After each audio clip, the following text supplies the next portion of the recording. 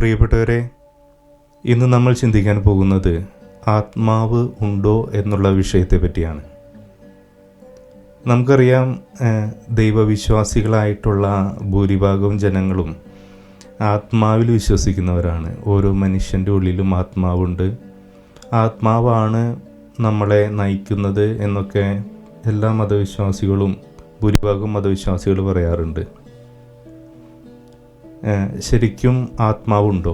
അപ്പോൾ ഇതിൽ യുക്തിയിൽ വിശ്വസിക്കുന്ന യുക്തിവാദികളായിട്ടുള്ളവരുടെ അഭിപ്രായം നമുക്കറിയാം.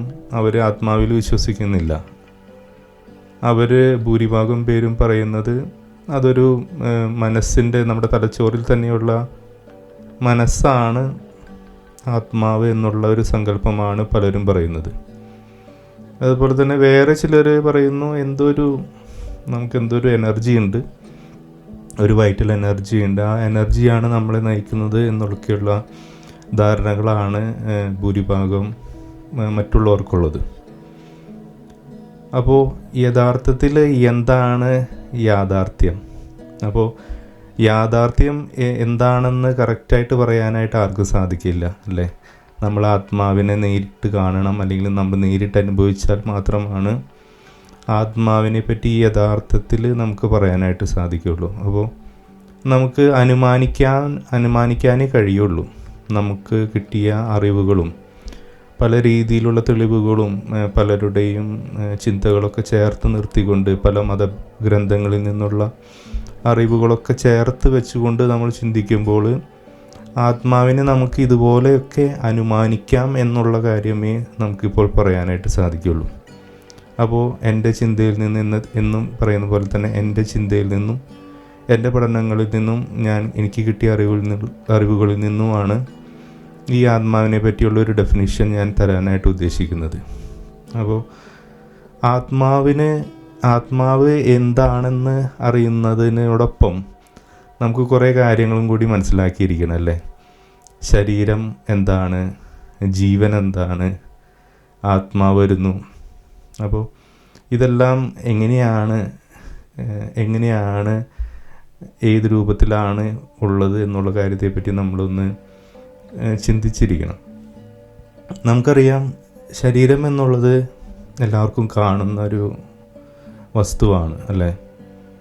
നമ്മൾ ഈ ഒരു കാര്യം മനസ്സിലാക്കാനായിട്ട് ഏറ്റവും ബെറ്ററായിട്ട് നമുക്ക് തോന്നുന്നത് ഒരു അനലോഗി നമുക്ക് എടുക്കാവുന്നതാണ്. നമ്മളിപ്പോൾ സയൻറ്റിഫിക്കായിട്ട് പഠിക്കുന്നവർക്കറിയാം, നമ്മളൊരു ബുദ്ധിമുട്ടേറിയൊരു വിഷയം പഠിക്കുന്നതിന് മുമ്പ് നമ്മൾ അതിനോട് ബന്ധപ്പെട്ടിരിക്കുന്ന ഏറ്റവും എളുപ്പമുള്ള ഒരു കാര്യവുമായിട്ട് താരതമ്യ പഠനം നമ്മൾ നടത്തും.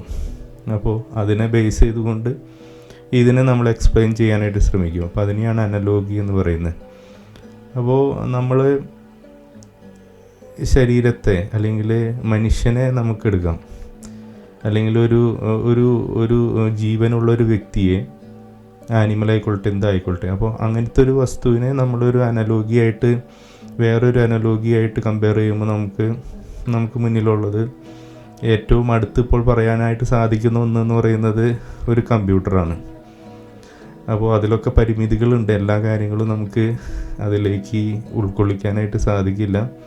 പല കാര്യങ്ങൾ പറയുന്നതിലൊക്കെ നമ്മൾ അപൂർണമായിരിക്കും. അപ്പോൾ അപൂർണതയിൽ നിന്നുകൊണ്ട് നമുക്ക് പറയാനായിട്ട് അല്ലെങ്കിൽ ചിന്തിക്കാനായിട്ട് ശ്രമിക്കാം.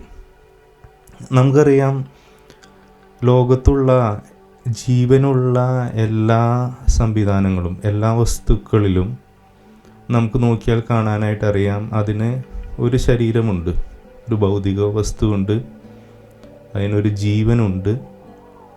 ആ ജീവനിൽ കൂടെ ഒരു പ്രക്രിയ, അതായത് അത് വളരുന്നു, അല്ലെങ്കിൽ എന്തെങ്കിലും കാര്യങ്ങൾ മൂവ്മെൻ്റ് അവിടെ നടക്കുന്നു, അല്ലെങ്കിൽ വളർച്ച ഉണ്ടാകുന്നു. ഒരു പ്രോഗ്രഷൻ ഫ്രം 0 to ഒരു വാല്യൂവിലേക്ക് അത് പ്രോഗ്രസ് ചെയ്തുകൊണ്ടിരിക്കും, അല്ലേ? സ്ഥിരമായിട്ട് അനക്കമില്ലാതിരിക്കുന്ന അല്ലെങ്കിൽ മൂവ്മെൻറ്റുകളോ ഒന്നും തന്നെ മാറ്റങ്ങളൊന്നും ഇല്ലാതിരിക്കുന്നതിന് നമ്മൾ അതിനെ ജീവനില്ലാത്ത വസ്തുവാണെന്നാണ് പറയാറുള്ളത്.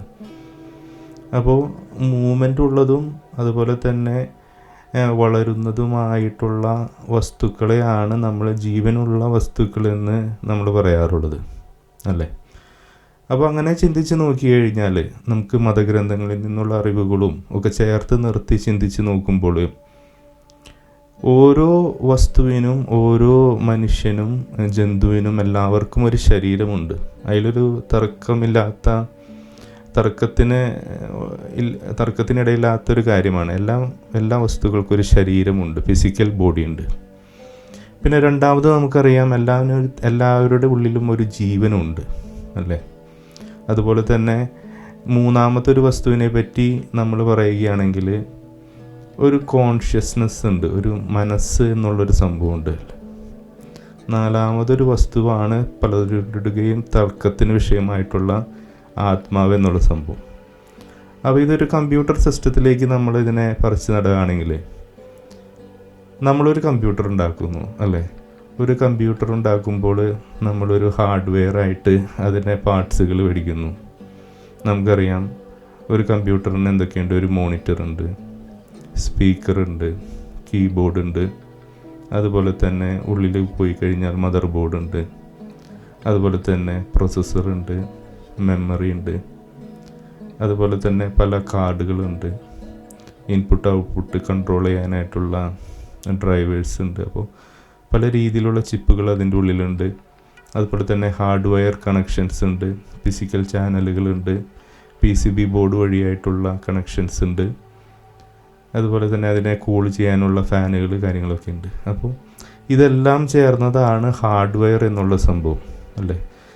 അതിനെ നമുക്കിപ്പോൾ മനുഷ്യ ശരീരം വേണ്ട, നമുക്കതിനെ ഒരു ജന്തു ശരീരം, ഒരു ആനിമൽ എന്നുള്ള രീതിയിൽ എടുക്കുകയാണെങ്കിൽ നമുക്ക് അറിയാം ആനിമലിനുള്ള ചെവിയും കണ്ണും, അതായത് കണ്ണ് പോലെ തന്നെയാണ് നമ്മുടെ ക്യാമറ. ഒരു കമ്പ്യൂട്ടർ ലാപ്ടോപ്പിലുള്ള വെബ് ക്യാമിനെ നമ്മൾ കണ്ണായിട്ട് നമുക്ക് കണക്കൂട്ടാമല്ലോ. അതുപോലെ തന്നെ സ്പീക്കർ എന്ന് പറയുന്നത് വായായിട്ട് കണക്കൂട്ടാം. അതുപോലെ തന്നെ ശരീരം എന്ന് പറയുന്നത് ബോഡിയിലുള്ള കാര്യങ്ങൾ ഹാർഡ്വെയറായിട്ട് നമുക്ക് കണക്കൂട്ടാം. അപ്പം അതിൽ CPU എന്നുള്ള അല്ലെങ്കിൽ പ്രൊസസ്സർ എന്നുള്ള ഭാഗമാണ് നമ്മുടെ തലച്ചോറ് അല്ലേ.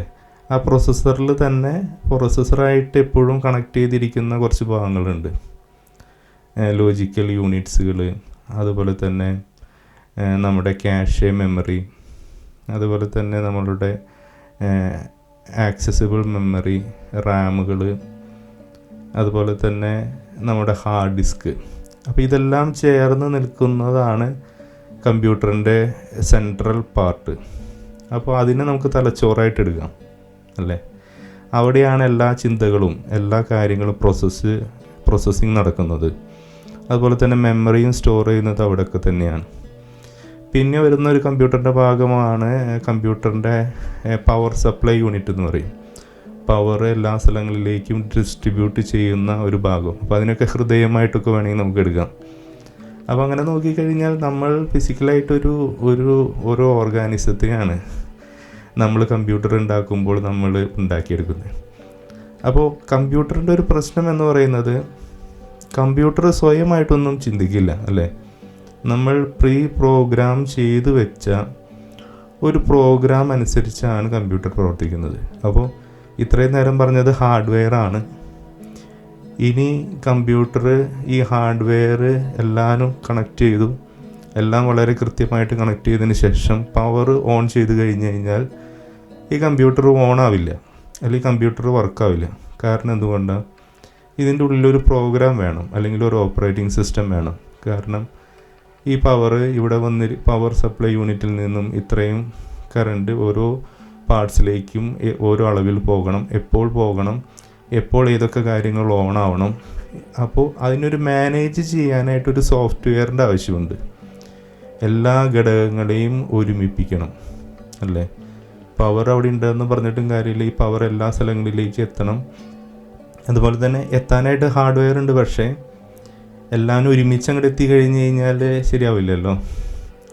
പവർ സപ്ലൈ യൂണിറ്റിലുള്ള എല്ലാ വൈദ്യുതിയും ഒരുപോലെ എല്ലാ പാർട്സുകളിലേക്കും എത്തുമെങ്കിൽ അങ്ങനെ അതിന് പ്രവർത്തിക്കാനായിട്ട് സാധിക്കില്ല. അപ്പോൾ നിശ്ചിത സമയത്ത് അത് ഓണാവണം, അത് വർക്ക് ചെയ്യണം. അപ്പോൾ അതിനോടൊപ്പം ചേർത്ത് നിർത്തി പറയാനുള്ളതാണ് ഈ കമ്പ്യൂട്ടറിൻ്റെ ക്ലോക്ക് സ്പീഡ് എന്നുള്ളൊരു കാര്യം.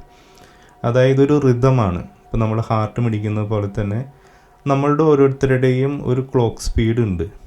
നമുക്കറിയാം, നമ്മൾ കാണുകയും കേൾക്കുകയും ചെയ്യുന്ന കാര്യങ്ങൾ നമ്മൾ ഗ്രഹിക്കുകയും അത് പ്രോസസ്സ് ചെയ്യാനെടുക്കുന്ന ഒരു ടൈം അല്ലെങ്കിൽ ഒരു റിതമുണ്ട്. അപ്പോൾ ആ ഒരു റിതം ഓരോ കമ്പ്യൂട്ടറിനും ഓരോ ക്ലോക്ക് സ്പീഡ് കൊടുത്തിട്ടുണ്ട്. അപ്പോൾ ആ സ്പീഡിനനുസരിച്ചാണ് അതെല്ലാ പ്രോസസ്സുകളെയും നിയന്ത്രിക്കുന്നത്, ഓരോ താളങ്ങളെയും നമ്മൾ നിയന്ത്രിക്കുന്നത്.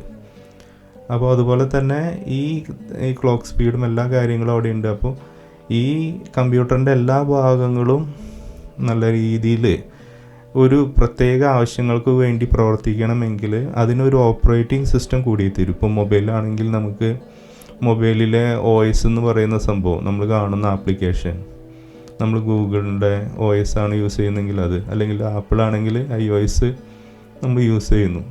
അപ്പോൾ അതുപോലെ തന്നെ കമ്പ്യൂട്ടറിലൊക്കെ വിൻഡോസ് ഉണ്ട്, അതുപോലെ പല സോഫ്റ്റ്വെയറുകളുണ്ട്. അപ്പോൾ ഏത് ഓപ്പറേറ്റിംഗ് സിസ്റ്റമാണ് നമ്മൾ യൂസ് ചെയ്യുന്നത് അതിനനുസരിച്ച് അത് പ്രവർത്തിക്കും. അപ്പോൾ ആ ഓപ്പറേറ്റിംഗ് സിസ്റ്റമാണ് എല്ലാത്തിനെയും കോർത്തിണക്കുന്നതും എല്ലാത്തിനെയും മാനേജ് ചെയ്യുന്നതും നമുക്ക് ആവശ്യമുള്ള ഒരു ടാസ്ക് ചെയ്തു തരുന്നതും ഈ ഓപ്പറേറ്റിംഗ് സിസ്റ്റമാണ് നമുക്ക് കാര്യങ്ങൾ ചെയ്തു തരുന്നത്. അപ്പോൾ ഇത്രയും വരെ നമുക്ക് ക്ലിയറായി. അപ്പോൾ ഇനി ഇതിനെ നമുക്ക് ജന്തു ശരീരമായിട്ട് കമ്പയർ ചെയ്ത് നോക്കുമ്പോൾ നമ്മൾ നേരത്തെ പറഞ്ഞു ഹാർഡ്വെയർ എല്ലാവർക്കും ക്ലിയറായി അല്ലേ, നമ്മുടെ ഭൗതിക ശരീരമാണ്. അപ്പോൾ അതിൽ തലച്ചോറ് ബുദ്ധിയൊക്കെ ഹാർഡ്വെയറിൽ പെടും അല്ലേ. പിന്നെ വരുന്ന ഒരു സംഭവം എന്ന് പറയുന്നത് ജീവനാണ്. അപ്പം ജീവൻ എന്ന് പറയുന്ന സംഭവം എല്ലാവരും പ്രവർത്തന നിരതമാവണമെങ്കിൽ ഞാൻ നേരത്തെ പറഞ്ഞു പവർ അവിടെ ഉണ്ട്, ഓൺ ചെയ്താൽ പക്ഷേ ഓണാവില്ല. കാരണം അവിടെ ഒരു ഓപ്പറേറ്റിംഗ് സിസ്റ്റം വന്നേ തീരും, അതിലൊരു സോഫ്റ്റ്വെയർ ഇതെല്ലാം മാനേജ് ചെയ്തേ തീരും. അപ്പോൾ ആ സോഫ്റ്റ്വെയറിനെയാണ് നമ്മൾ ഈ ആത്മാവ് എന്ന് വിളിക്കുന്നത്. മനസ്സിലായോ? അപ്പോൾ ഈ ആത്മാവ് ആണ് യഥാർത്ഥത്തിൽ ഈ ജീവൻ കൊടുക്കുന്നത്. ആത്മാവ് ജീവൻ എടുത്തുകൊണ്ട് വരല്ല ചെയ്യണം, പക്ഷെ ജീവനെ മാനേജ് ചെയ്യും. ആത്മാവ് വന്നാലാണ് എല്ലാ പാർട്സുകളിലേക്കും ഈ ജീവൻ എത്തുന്നതും അത് പ്രവർത്തന നിരതമാകുന്നതും.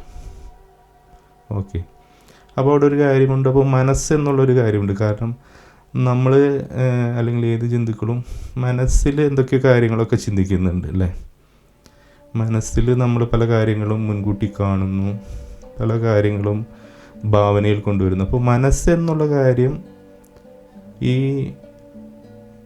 കമ്പ്യൂട്ടറിൻ്റെ ഹാർഡ്വെയർ തന്നെയാണ് അല്ലേ.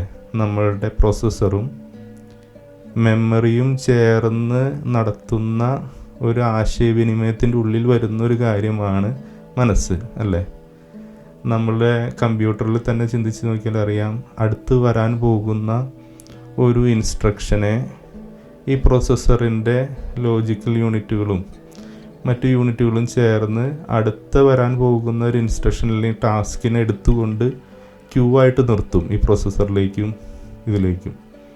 അതായത് നമ്മൾ ചിന്തിക്കാൻ പോകുന്ന നെക്സ്റ്റ് കാര്യത്തെപ്പറ്റി നമ്മൾ ചിന്തിക്കുന്നത് ഈ പ്രോസസ്സറും അനുബന്ധ ഘടകങ്ങളിൽ നടക്കുന്ന കാര്യം നമ്മുടെ മനസ്സിൽ നടക്കുന്നു. അപ്പോൾ മനസ്സെന്നുള്ള കാര്യത്തിന് നമ്മുടെ തലച്ചോറ് തന്നെയാണ്. നമ്മുടെ ശാസ്ത്രവും പറയുന്ന കാര്യം അത് തന്നെയാണ്. മനസ്സെവിടെയാണെന്ന് പലരും ചോദിക്കും.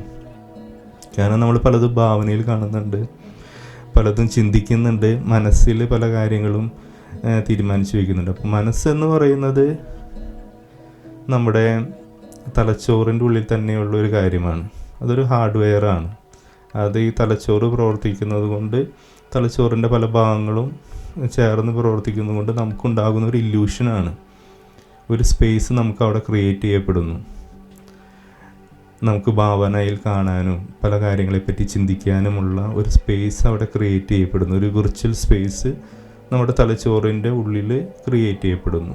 അപ്പോൾ മനസ്സവിടെ ക്ലിയറായി. അപ്പോൾ ആത്മാവ് എന്ന് പറയുന്നത് ഞാൻ നേരത്തെ പറഞ്ഞു നമുക്ക് ജീവൻ നൽകുന്നതെന്ന് പറഞ്ഞു അല്ലേ, ഈ ഓപ്പറേറ്റിംഗ് സിസ്റ്റം പോലെ. അപ്പോൾ ഓപ്പറേറ്റിംഗ് സിസ്റ്റം എന്ന് പറയുന്ന രീതിയിൽ നമ്മളിപ്പോൾ കാണുകയാണെങ്കിൽ നമുക്കിപ്പോൾ കമ്പ്യൂട്ടറിൻ്റെ കാര്യം എടുത്തു കഴിഞ്ഞ് കഴിഞ്ഞാൽ നമ്മൾ ഫുള്ളി ലോഡഡ് ആയിട്ടുള്ളൊരു ഓപ്പറേറ്റിംഗ് സിസ്റ്റമാണ് ആദ്യം ഇൻസ്റ്റാൾ ചെയ്യുന്നത് അല്ലേ. ഒരു ഓപ്പറേറ്റിംഗ് സിസ്റ്റമാണ് നമ്മൾ ഇൻസ്റ്റാൾ ചെയ്യുന്നത്. അപ്പോൾ ആ ഒരു ഓപ്പറേറ്റിംഗ് സിസ്റ്റം പൂർണ്ണതയുള്ളതാണ്. പക്ഷേ യഥാർത്ഥത്തിൽ മനുഷ്യൻ്റെ കേസിൽ അല്ലെങ്കിൽ മറ്റുള്ള ജീവികളുടെ കേസിൽ ഇത് കുറച്ച് വ്യത്യസ്തമാണ്. അപ്പോൾ ഇവിടെ ഇതൊരു അനലോഗി നമുക്ക് കറക്റ്റായിട്ട് പറയാനായിട്ട് സാധിക്കില്ല. അപ്പോൾ യഥാർത്ഥത്തിൽ എന്താ സംഭവിക്കണമെന്ന് പറഞ്ഞു കഴിഞ്ഞാൽ എല്ലാ ജീവികളും മനുഷ്യനൊഴിച്ച് എല്ലാ ജീവികളും അല്ലേ, എല്ലാ ജീവികളും ഇപ്പോൾ മൃഗങ്ങളുണ്ട്, അതുപോലെ തന്നെ സസ്യങ്ങളുണ്ട്.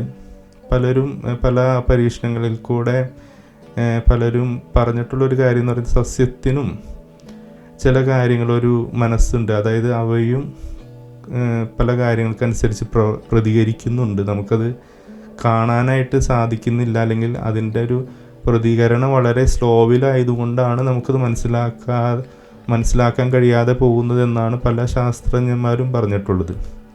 ചില സസ്യങ്ങളൊക്കെ പാട്ടുകൾക്കൊക്കെ പ്രതികരിക്കുന്നു എന്നൊക്കെ പറയുന്നുണ്ട്. അത് എത്രമാത്രം ശാസ്ത്രീയ അടിത്തറ ഉണ്ടെന്ന് അറിയില്ല. അതുപോലെ തന്നെ പല ഇമോഷൻസും സസ്യങ്ങൾക്കും ഉണ്ട് എന്നുള്ള കാര്യങ്ങളൊക്കെ പല രീതിയിൽ ശാസ്ത്രജ്ഞന്മാർ പല രീതിയിൽ പരീക്ഷണങ്ങൾ നടത്തി അത് കണ്ടെത്തി എന്നൊക്കെ പറയുന്നുണ്ട്. അപ്പോൾ അങ്ങനെയൊക്കെ ചിന്തിച്ച് നോക്കി കഴിഞ്ഞാൽ ഈ ആത്മാവ് എന്നുള്ള സംഭവം, ജീവനുള്ള എല്ലാത്തിനും ആത്മാവുണ്ട്. പക്ഷേ ഓരോ ആത്മാവിൻ്റെ ഗ്രേഡ് എന്ന് പറയുന്നത് വ്യത്യസ്തമാണ്. ഇപ്പോൾ നമ്മുടെ മൃഗങ്ങൾക്കുള്ള ആത്മാവ് പോലെ ആയിരിക്കില്ല സസ്യങ്ങൾക്കുള്ളത്. അപ്പോൾ ഓരോ കാര്യങ്ങൾക്കും വ്യത്യസ്തമായിരിക്കും. അപ്പോൾ അവിടെ ഒരു പ്രത്യേകത എന്ന് പറയുന്നത്, അല്ലെങ്കിൽ ഒരു കാര്യം ഏകീകൃതമായിട്ടുള്ളൊരു കാര്യം എന്ന് പറയുന്നത്, മൃഗങ്ങൾക്കും സസ്യങ്ങൾക്കും മനുഷ്യനൊഴിച്ചുള്ള എല്ലാ ജീവികൾക്കും, ജീവനുള്ള എല്ലാ ജീവികൾക്കും ഒരു പ്രീ പ്രോഗ്രാം ചെയ്ത് വെച്ച, അല്ലെങ്കിൽ ഒരു നിശ്ചിത ലെവലിലേക്ക് മാത്രം എത്തുന്ന ഒരു പ്രോഗ്രാമാണ്, അല്ലെങ്കിൽ ഒരു ഓപ്പറേറ്റിംഗ് സിസ്റ്റമാണ്. നമ്മൾ സാധാരണ കമ്പ്യൂട്ടറിൽ ഇൻസ്റ്റാൾ ചെയ്യുന്നത് പോലെ തന്നെയുള്ളൊരു പ്രോഗ്രാമാണ് എല്ലാ ജീവികൾക്കും സസ്യങ്ങൾക്കും കിട്ടിയിരിക്കുന്നത്. അതായത് അവയ്ക്ക് സ്വന്തമായിട്ട് തൻ്റെ പ്രോഗ്രാമുകളെ ചേഞ്ച് ചെയ്യാനോ അല്ലെങ്കിൽ കൂടുതലായിട്ടൊന്നും മാറ്റം വരുത്താനായിട്ട് സാധിക്കില്ല. വളരെ ചെറിയൊരു മാറ്റങ്ങളും പ്രകൃതിക്കനുസരിച്ച് ചെറിയ ചെറിയ മാറ്റങ്ങളും ചേഞ്ചുകളും മാത്രമാണ് അവയ്ക്ക് വരുത്താനാവുകയുള്ളൂ. പക്ഷേ മനുഷ്യന് എന്താണെന്ന് വെച്ച് കഴിഞ്ഞാൽ, മനുഷ്യന് നമ്മളുടെ കമ്പ്യൂട്ടറിൽ ഇൻസ്റ്റാൾ ചെയ്ത പോലെയുള്ള ഒരു ഓപ്പറേറ്റിംഗ് സിസ്റ്റം അല്ല. ആ ഓപ്പറേറ്റിംഗ് സിസ്റ്റം കിട്ടിയിരിക്കുന്നതെന്ന് പറയുന്നത് അതിന് വളരെ ബേസിക് ആയിട്ടുള്ളൊരു ഓപ്പറേറ്റിംഗ് സിസ്റ്റം ആണ് ഓരോ മനുഷ്യനും ആദ്യം കിട്ടുന്നത്. പിന്നീട് അവന് തന്നെ അവൻ്റെ ഓപ്പറേറ്റിംഗ് സിസ്റ്റം അവൻ്റെ പ്രവൃത്തികൾ മൂലം, അതുപോലെ തന്നെ അവൻ്റെ അനുഭവങ്ങൾ മൂലം ആ ഓപ്പറേറ്റിംഗ് സിസ്റ്റം അവന് തന്നെ ഡെവലപ്പ് ചെയ്ത് ഒരു പ്രോഗ്രസ്സിലേക്ക് പല രീതിയിലും അവന് മാറ്റിയെടുക്കാനായിട്ട് സാധിക്കും. അവൻ്റെ ഇഷ്ടപ്രകാരം അവൻ്റെ പ്രോഗ്രാം മാറ്റം വരുത്താനും പല രീതിയിലൊക്കെ അവന് ചേഞ്ച് ചെയ്യാനൊക്കെയുള്ള ഒരു സ്വാതന്ത്ര്യം ഈ മനുഷ്യന് കിട്ടിയ ഓപ്പറേറ്റിംഗ് സിസ്റ്റത്തിലുണ്ട്. അപ്പോൾ ഇതിനെ ഞാൻ വിളിക്കാൻ ആഗ്രഹിക്കുന്നത് ഇപ്പോഴത്തെ ലേറ്റസ്റ്റ് ടെക്നോളജി ആയിട്ടുള്ള AI ബേസ്ഡ് ആയിട്ടുള്ള ഒരു ഓപ്പറേറ്റിംഗ് സിസ്റ്റമാണ്. അപ്പോൾ ഇന്ന് കാണുന്ന ഭൂരിഭാഗം AI ഒന്നും യഥാർത്ഥ ആർട്ടിഫിഷ്യൽ ഇൻ്റലിജൻസ് അല്ല, നമുക്കറിയാം. എല്ലാം മനുഷ്യൻ്റെ ഓപ്പറേഷൻ അനുസരിച്ച്, അല്ലെങ്കിൽ പ്രീ പ്രോഗ്രാം ചെയ്തു വെച്ചിട്ടുള്ള പല കാര്യങ്ങളെയും ബേസ് ചെയ്തിട്ടാണല്ലോ, അൽഗോരിതം ബേസ് ചെയ്തിട്ടാണ് അവ പ്രവർത്തിക്കുന്നത്. പക്ഷേ യഥാർത്ഥത്തിലുള്ളൊരു AI, അതായത് സ്വന്തമായി ചിന്തിക്കുന്ന, സ്വന്തമായി മാറ്റം വരുത്താൻ കഴിയുന്ന ഒരു AI ഉള്ള ഓപ്പറേറ്റിംഗ് സിസ്റ്റമാണ് മനുഷ്യൻ്റെ ഓപ്പറേറ്റിംഗ് സിസ്റ്റം. അപ്പോഴാണ് ഈ മനുഷ്യന് സ്വന്തമായിട്ട് പല കാര്യങ്ങളും ആ ഓപ്പറേറ്റിംഗ് സിസ്റ്റത്തിൽ തന്നെ ചെയ്ത് മാറ്റം വരുത്താനായിട്ട് സാധിക്കുന്നത്. അപ്പോൾ ഈ ഓപ്പറേറ്റിംഗ് സിസ്റ്റത്തെ ആത്മാവായിട്ട് എടുത്തു കഴിഞ്ഞ് കഴിഞ്ഞാൽ, ഇപ്പോൾ നമ്മൾ നേരത്തെ പറഞ്ഞു, ഈ മൃഗങ്ങളും സസ്യങ്ങളിലുമുള്ള ഓപ്പറേറ്റിംഗ് സിസ്റ്റം അല്ലെങ്കിൽ ആത്മാവിന് ഒരു പ്രീ പ്രോഗ്രാം ചെയ്ത് വെച്ചൊരു ലെവലിൽ വരെ എത്താനായിട്ടേ സാധിക്കുള്ളൂ. അതിൽ കൂടുതലൊന്നും അതിനൊന്നും മാറ്റം വരുത്താനായിട്ട് സാധിക്കില്ല. അപ്പോൾ ഒരു കുഞ്ഞായിട്ട് പ്രസവത്തിലൂടെ ജനിക്കുന്ന ഒരു കുട്ടിയുടെ ഉള്ളിൽ, അതായത് ആ കുട്ടി ഒരു മൃഗത്തിൻ്റെ കുട്ടി രൂപാന്തരപ്പെടുന്ന സമയം മുതൽ അവരുടെ ഉള്ളിലേക്ക് ഒരു ചെറിയ പ്രോഗ്രാമായിട്ട് വന്നിരിക്കുന്നത്, അത് ഡെവലപ്പ് ചെയ്തൊരു നിശ്ചിത ലെവൽ വരെ അത് എത്തുള്ളൂ. അതിനുശേഷം പിന്നെ ആ പ്രോഗ്രാം അതിൻ്റെ മുകളിലോട്ട് പോയില്ല. അതായത് ഒരു പ്രീ പ്രോഗ്രാം ചെയ്ത് വെച്ചിട്ടുള്ള ഒരു കോഡ്, അത് മാറ്റം വരുത്താനായിട്ട് നമുക്ക് ആ മൃഗത്തിനോ ആ ജീവിക്കോ സാധ്യമല്ല അവരുടെ പ്രോഗ്രാം. അപ്പോൾ എന്നാൽ മനുഷ്യൻ്റെ പ്രോഗ്രാം എന്ന് പറയുന്നത് മനുഷ്യന് എപ്പോൾ വേണമെങ്കിലും അവന് മാറ്റം വരുത്താം. അപ്പോൾ അങ്ങനെയുള്ളൊരു സ്വാതന്ത്ര്യമാണ് മനുഷ്യനുള്ളത്. അപ്പോൾ ഈ ആത്മാവ് എന്നുള്ള കാര്യം എപ്പോൾ ഉണ്ടാകുന്നു എന്നുള്ളതിന് നമുക്ക് വളരെ പല രീതിയിലുള്ള അഭിപ്രായമാണുള്ളത്. അപ്പോൾ ഈ ആത്മാവിൻ്റെ പ്രത്യേകത എന്താണെന്ന് ഞാൻ വീണ്ടും പറയാം. അപ്പോൾ ആത്മാവ് ഒരു വസ്തുവിലുണ്ടെങ്കിൽ ആ വസ്തുവിന് ജീവൻ ഉണ്ടാകും, ആ വസ്തുവിന് മാറ്റങ്ങൾ സംഭവിക്കും. അതുപോലെ തന്നെ മുൻപ് നിശ്ചയിക്കപ്പെട്ടിട്ടുള്ള പല പ്രോഗ്രാം ചെയ്തു വെച്ചിട്ടുള്ള പല കാര്യങ്ങളും അവിടെ സംഭവിക്കും, ആ വസ്തുവിൽ സംഭവിക്കും. ഓക്കെ, അപ്പോൾ അതുപോലെ തന്നെ ആത്മാവാണ് ജീവൻ കൊടുക്കുന്നതെന്ന് ഞാൻ പറഞ്ഞു. അതുപോലെ തന്നെ ഈ ആത്മാവ് എന്ന് പറയുന്നത് മനുഷ്യൻ്റെ ആത്മാവ് തന്നെ അതിന് രൂപാന്തരം പ്രാപിക്കാൻ, മാറ്റം വരാനായിട്ട് സാധ്യമാണ് മനുഷ്യാത്മാക്കളിൽ. അപ്പോൾ നമ്മളിപ്പോൾ ചിന്തിക്കുന്നു, ഈ ആത്മാവ് എപ്പോഴാണ് ഒരു മനുഷ്യനിൽ അല്ലെങ്കിൽ ഒരു ജീവിയിൽ ഉണ്ടാകുന്നത്? അപ്പോൾ നമുക്ക് കിട്ടുന്ന അറിവുകൾ വെച്ചിട്ട് നമുക്ക് പറയാനായിട്ട് സാധിക്കും, ഒരു 2 സെല്ലുകൾ, അമ്മയുടെയും അപ്പൻ്റെയും 2 ബീജങ്ങൾ തമ്മിൽ കൂട്ടിച്ചേരുന്ന സമയത്താണ് ഒരു പുതിയൊരു സെല്ലായിട്ട് അത് രൂപാന്തരപ്പെടുന്നത്, അല്ലെങ്കിൽ ഒരു പുതിയൊരു വ്യക്തിയായിട്ട്. അപ്പോൾ അച്ഛൻ്റെയും അമ്മയുടെയും ആത്മാംശം അടങ്ങുന്ന ഈ സെല്ലുകൾ ഒരുമിച്ച് ചേരുന്ന സമയത്തായിരിക്കും ഈ ഒരു പുതിയ ഒരു ആത്മാവിൻ്റെ രൂപാന്തരണം സംഭവിക്കുന്നത്. അപ്പോൾ അത് മുതലേ ഈ ആത്മാവ് ഒരു മനുഷ്യനിലാണെങ്കിൽ ആത്മാവ് അവിടെ ജനറേറ്റായി ആ ആത്മാവ് പ്രവർത്തിച്ചു തുടങ്ങും. അപ്പോൾ വൺസ് ഈ ആത്മാവ് ഉള്ളത് കൊണ്ടാണ് ഈ സെല്ല് പിന്നെ ആ ഒരു ബേസിക് കോഡ് അനുസരിച്ച് ഇങ്ങനെ പ്രവർത്തിച്ചു തുടങ്ങുന്നത്. അപ്പോൾ ആ ആത്മാവിൻ്റെ ഒരു ആവാസം ഈ സെല്ലിൽ വന്ന് ഭവിക്കുമ്പോഴാണ് അതിനെ മൾട്ടിപ്ലൈ ചെയ്യാനുള്ള ഇൻസ്ട്രക്ഷൻസും എല്ലാവരും കിട്ടുന്നതും അതുപോലെ തന്നെ ഒരു പ്രീ പ്രോഗ്രാം ലെവലിലേക്ക് അത് എത്തുന്നതും. അപ്പോൾ ആത്മാവ് എങ്ങനെയായിരിക്കും ഈ സെല്ലിലുള്ളത്? ഇപ്പോൾ നമുക്കറിയാം, ഇപ്പോൾ സെല്ലിനെ നമ്മൾ മൈക്രോസ്കോപ്പിൽ കൂടെ നോക്കിക്കഴിഞ്ഞാൽ DNA മോളിക്യൂളുകളായിരിക്കാം, പലതരത്തിലുള്ള, അതിനെ ഡിവൈഡ് ചെയ്ത് കഴിഞ്ഞാൽ പലതരത്തിലുള്ള അയോണുകൾ അല്ലെങ്കിൽ വളരെ ചെറിയ തന്മാത്രകൾ പോലെയാണ് ഇത് കിടക്കുന്നത്. അപ്പോൾ ഇതിലെവിടെയാണ് ആത്മാവ് എന്ന് പറഞ്ഞു കഴിഞ്ഞാൽ, ഒന്ന്, ആത്മാവിനെ നമുക്ക് കാണാനായിട്ട് സാധിക്കില്ല എന്നുള്ളതാണ് നമുക്ക് കിട്ടുന്ന അറിവ്. അതായത് നമ്മുടെ നഗ്ന നേത്രങ്ങൾ കൊണ്ടോ ഉപകരണങ്ങൾ കൊണ്ടോ നമുക്ക് ആത്മാവിനെ കാണാനായിട്ട് സാധിക്കില്ല. പക്ഷേ അതിനെയാണ് നമ്മളൊരു അരൂപി എന്നുള്ള ലെവലിൽ ഒരു പേരിട്ട് നമ്മൾ വിളിക്കുന്നത്. നമുക്കതിനെ കാണാനായിട്ട് സാധിക്കില്ല. പക്ഷേ അതൊരു ആവരണം പോലെ ഒരു കാര്യത്തെ പൊതിഞ്ഞ് കിടക്കുന്നു എന്നുള്ള രീതിയിൽ നമ്മൾ കാണാം. ഒരു ട്രാൻസ്പെറൻ്റ് ആയിട്ടുള്ള ഒരു പുതപ്പ് നമ്മുടെ കയ്യിലേക്ക് ഇടുന്ന ഇതിന് തുല്യമായിട്ടാണ് ഈ ആത്മാവ് ഇതിൽ പ്രവർത്തിക്കുന്നത്. അപ്പോൾ ഈ ആത്മാവ് വന്ന് ആവസിക്കുമ്പോൾ ഈ സെല്ലുകൾ ജീവനുള്ളതായിട്ട് പുതിയൊരു വ്യക്തിയായിട്ട് അത് രൂപാന്തരം സംഭവിക്കുന്നു. തന്നെ ആ ആത്മാവിൻ്റെ ഇൻസ്ട്രക്ഷൻസ് അനുസരിച്ച് ഇത് വളർന്ന് വലുതാകുന്നു എന്നുള്ളൊരു കൺസെപ്റ്റാണ്. അപ്പോൾ എല്ലാ ജീവികൾക്കും ആത്മാവുണ്ട്. അപ്പോൾ ആത്മാവിൻ്റെ പ്രത്യേകത എന്ന് പറയുന്നത് അത് നശ്വരമായിട്ടുള്ളൊരു രീതിയിലാണ്. അതായത് അവർക്ക് ഈ ലോകജീവിതം കഴിഞ്ഞ് കഴിഞ്ഞാൽ ആത്മാവ് നശിച്ചു പോകും. അതിന് പ്രത്യേകമായിട്ടൊന്നും ഒരു നമ്മൾ പറയില്ലേ, അമർത്യമായിട്ടുള്ള ഒരു ആത്മാവല്ല. അതിന് വേറൊരു ലോകത്തിലേക്ക് കടക്കാനോ അല്ലെങ്കിൽ വേറൊരു ജീവിതമോ അതിന് പ്രദാനം ചെയ്യാനായിട്ട് സാധിക്കില്ല. അപ്പോൾ അതൊരു നശ്വരമായിട്ടുള്ള കേവലം ഭൂമിക്ക് വേണ്ടിയിട്ട് സൃഷ്ടിക്കപ്പെട്ടിട്ടുള്ള ആത്മാക്കളാണ്.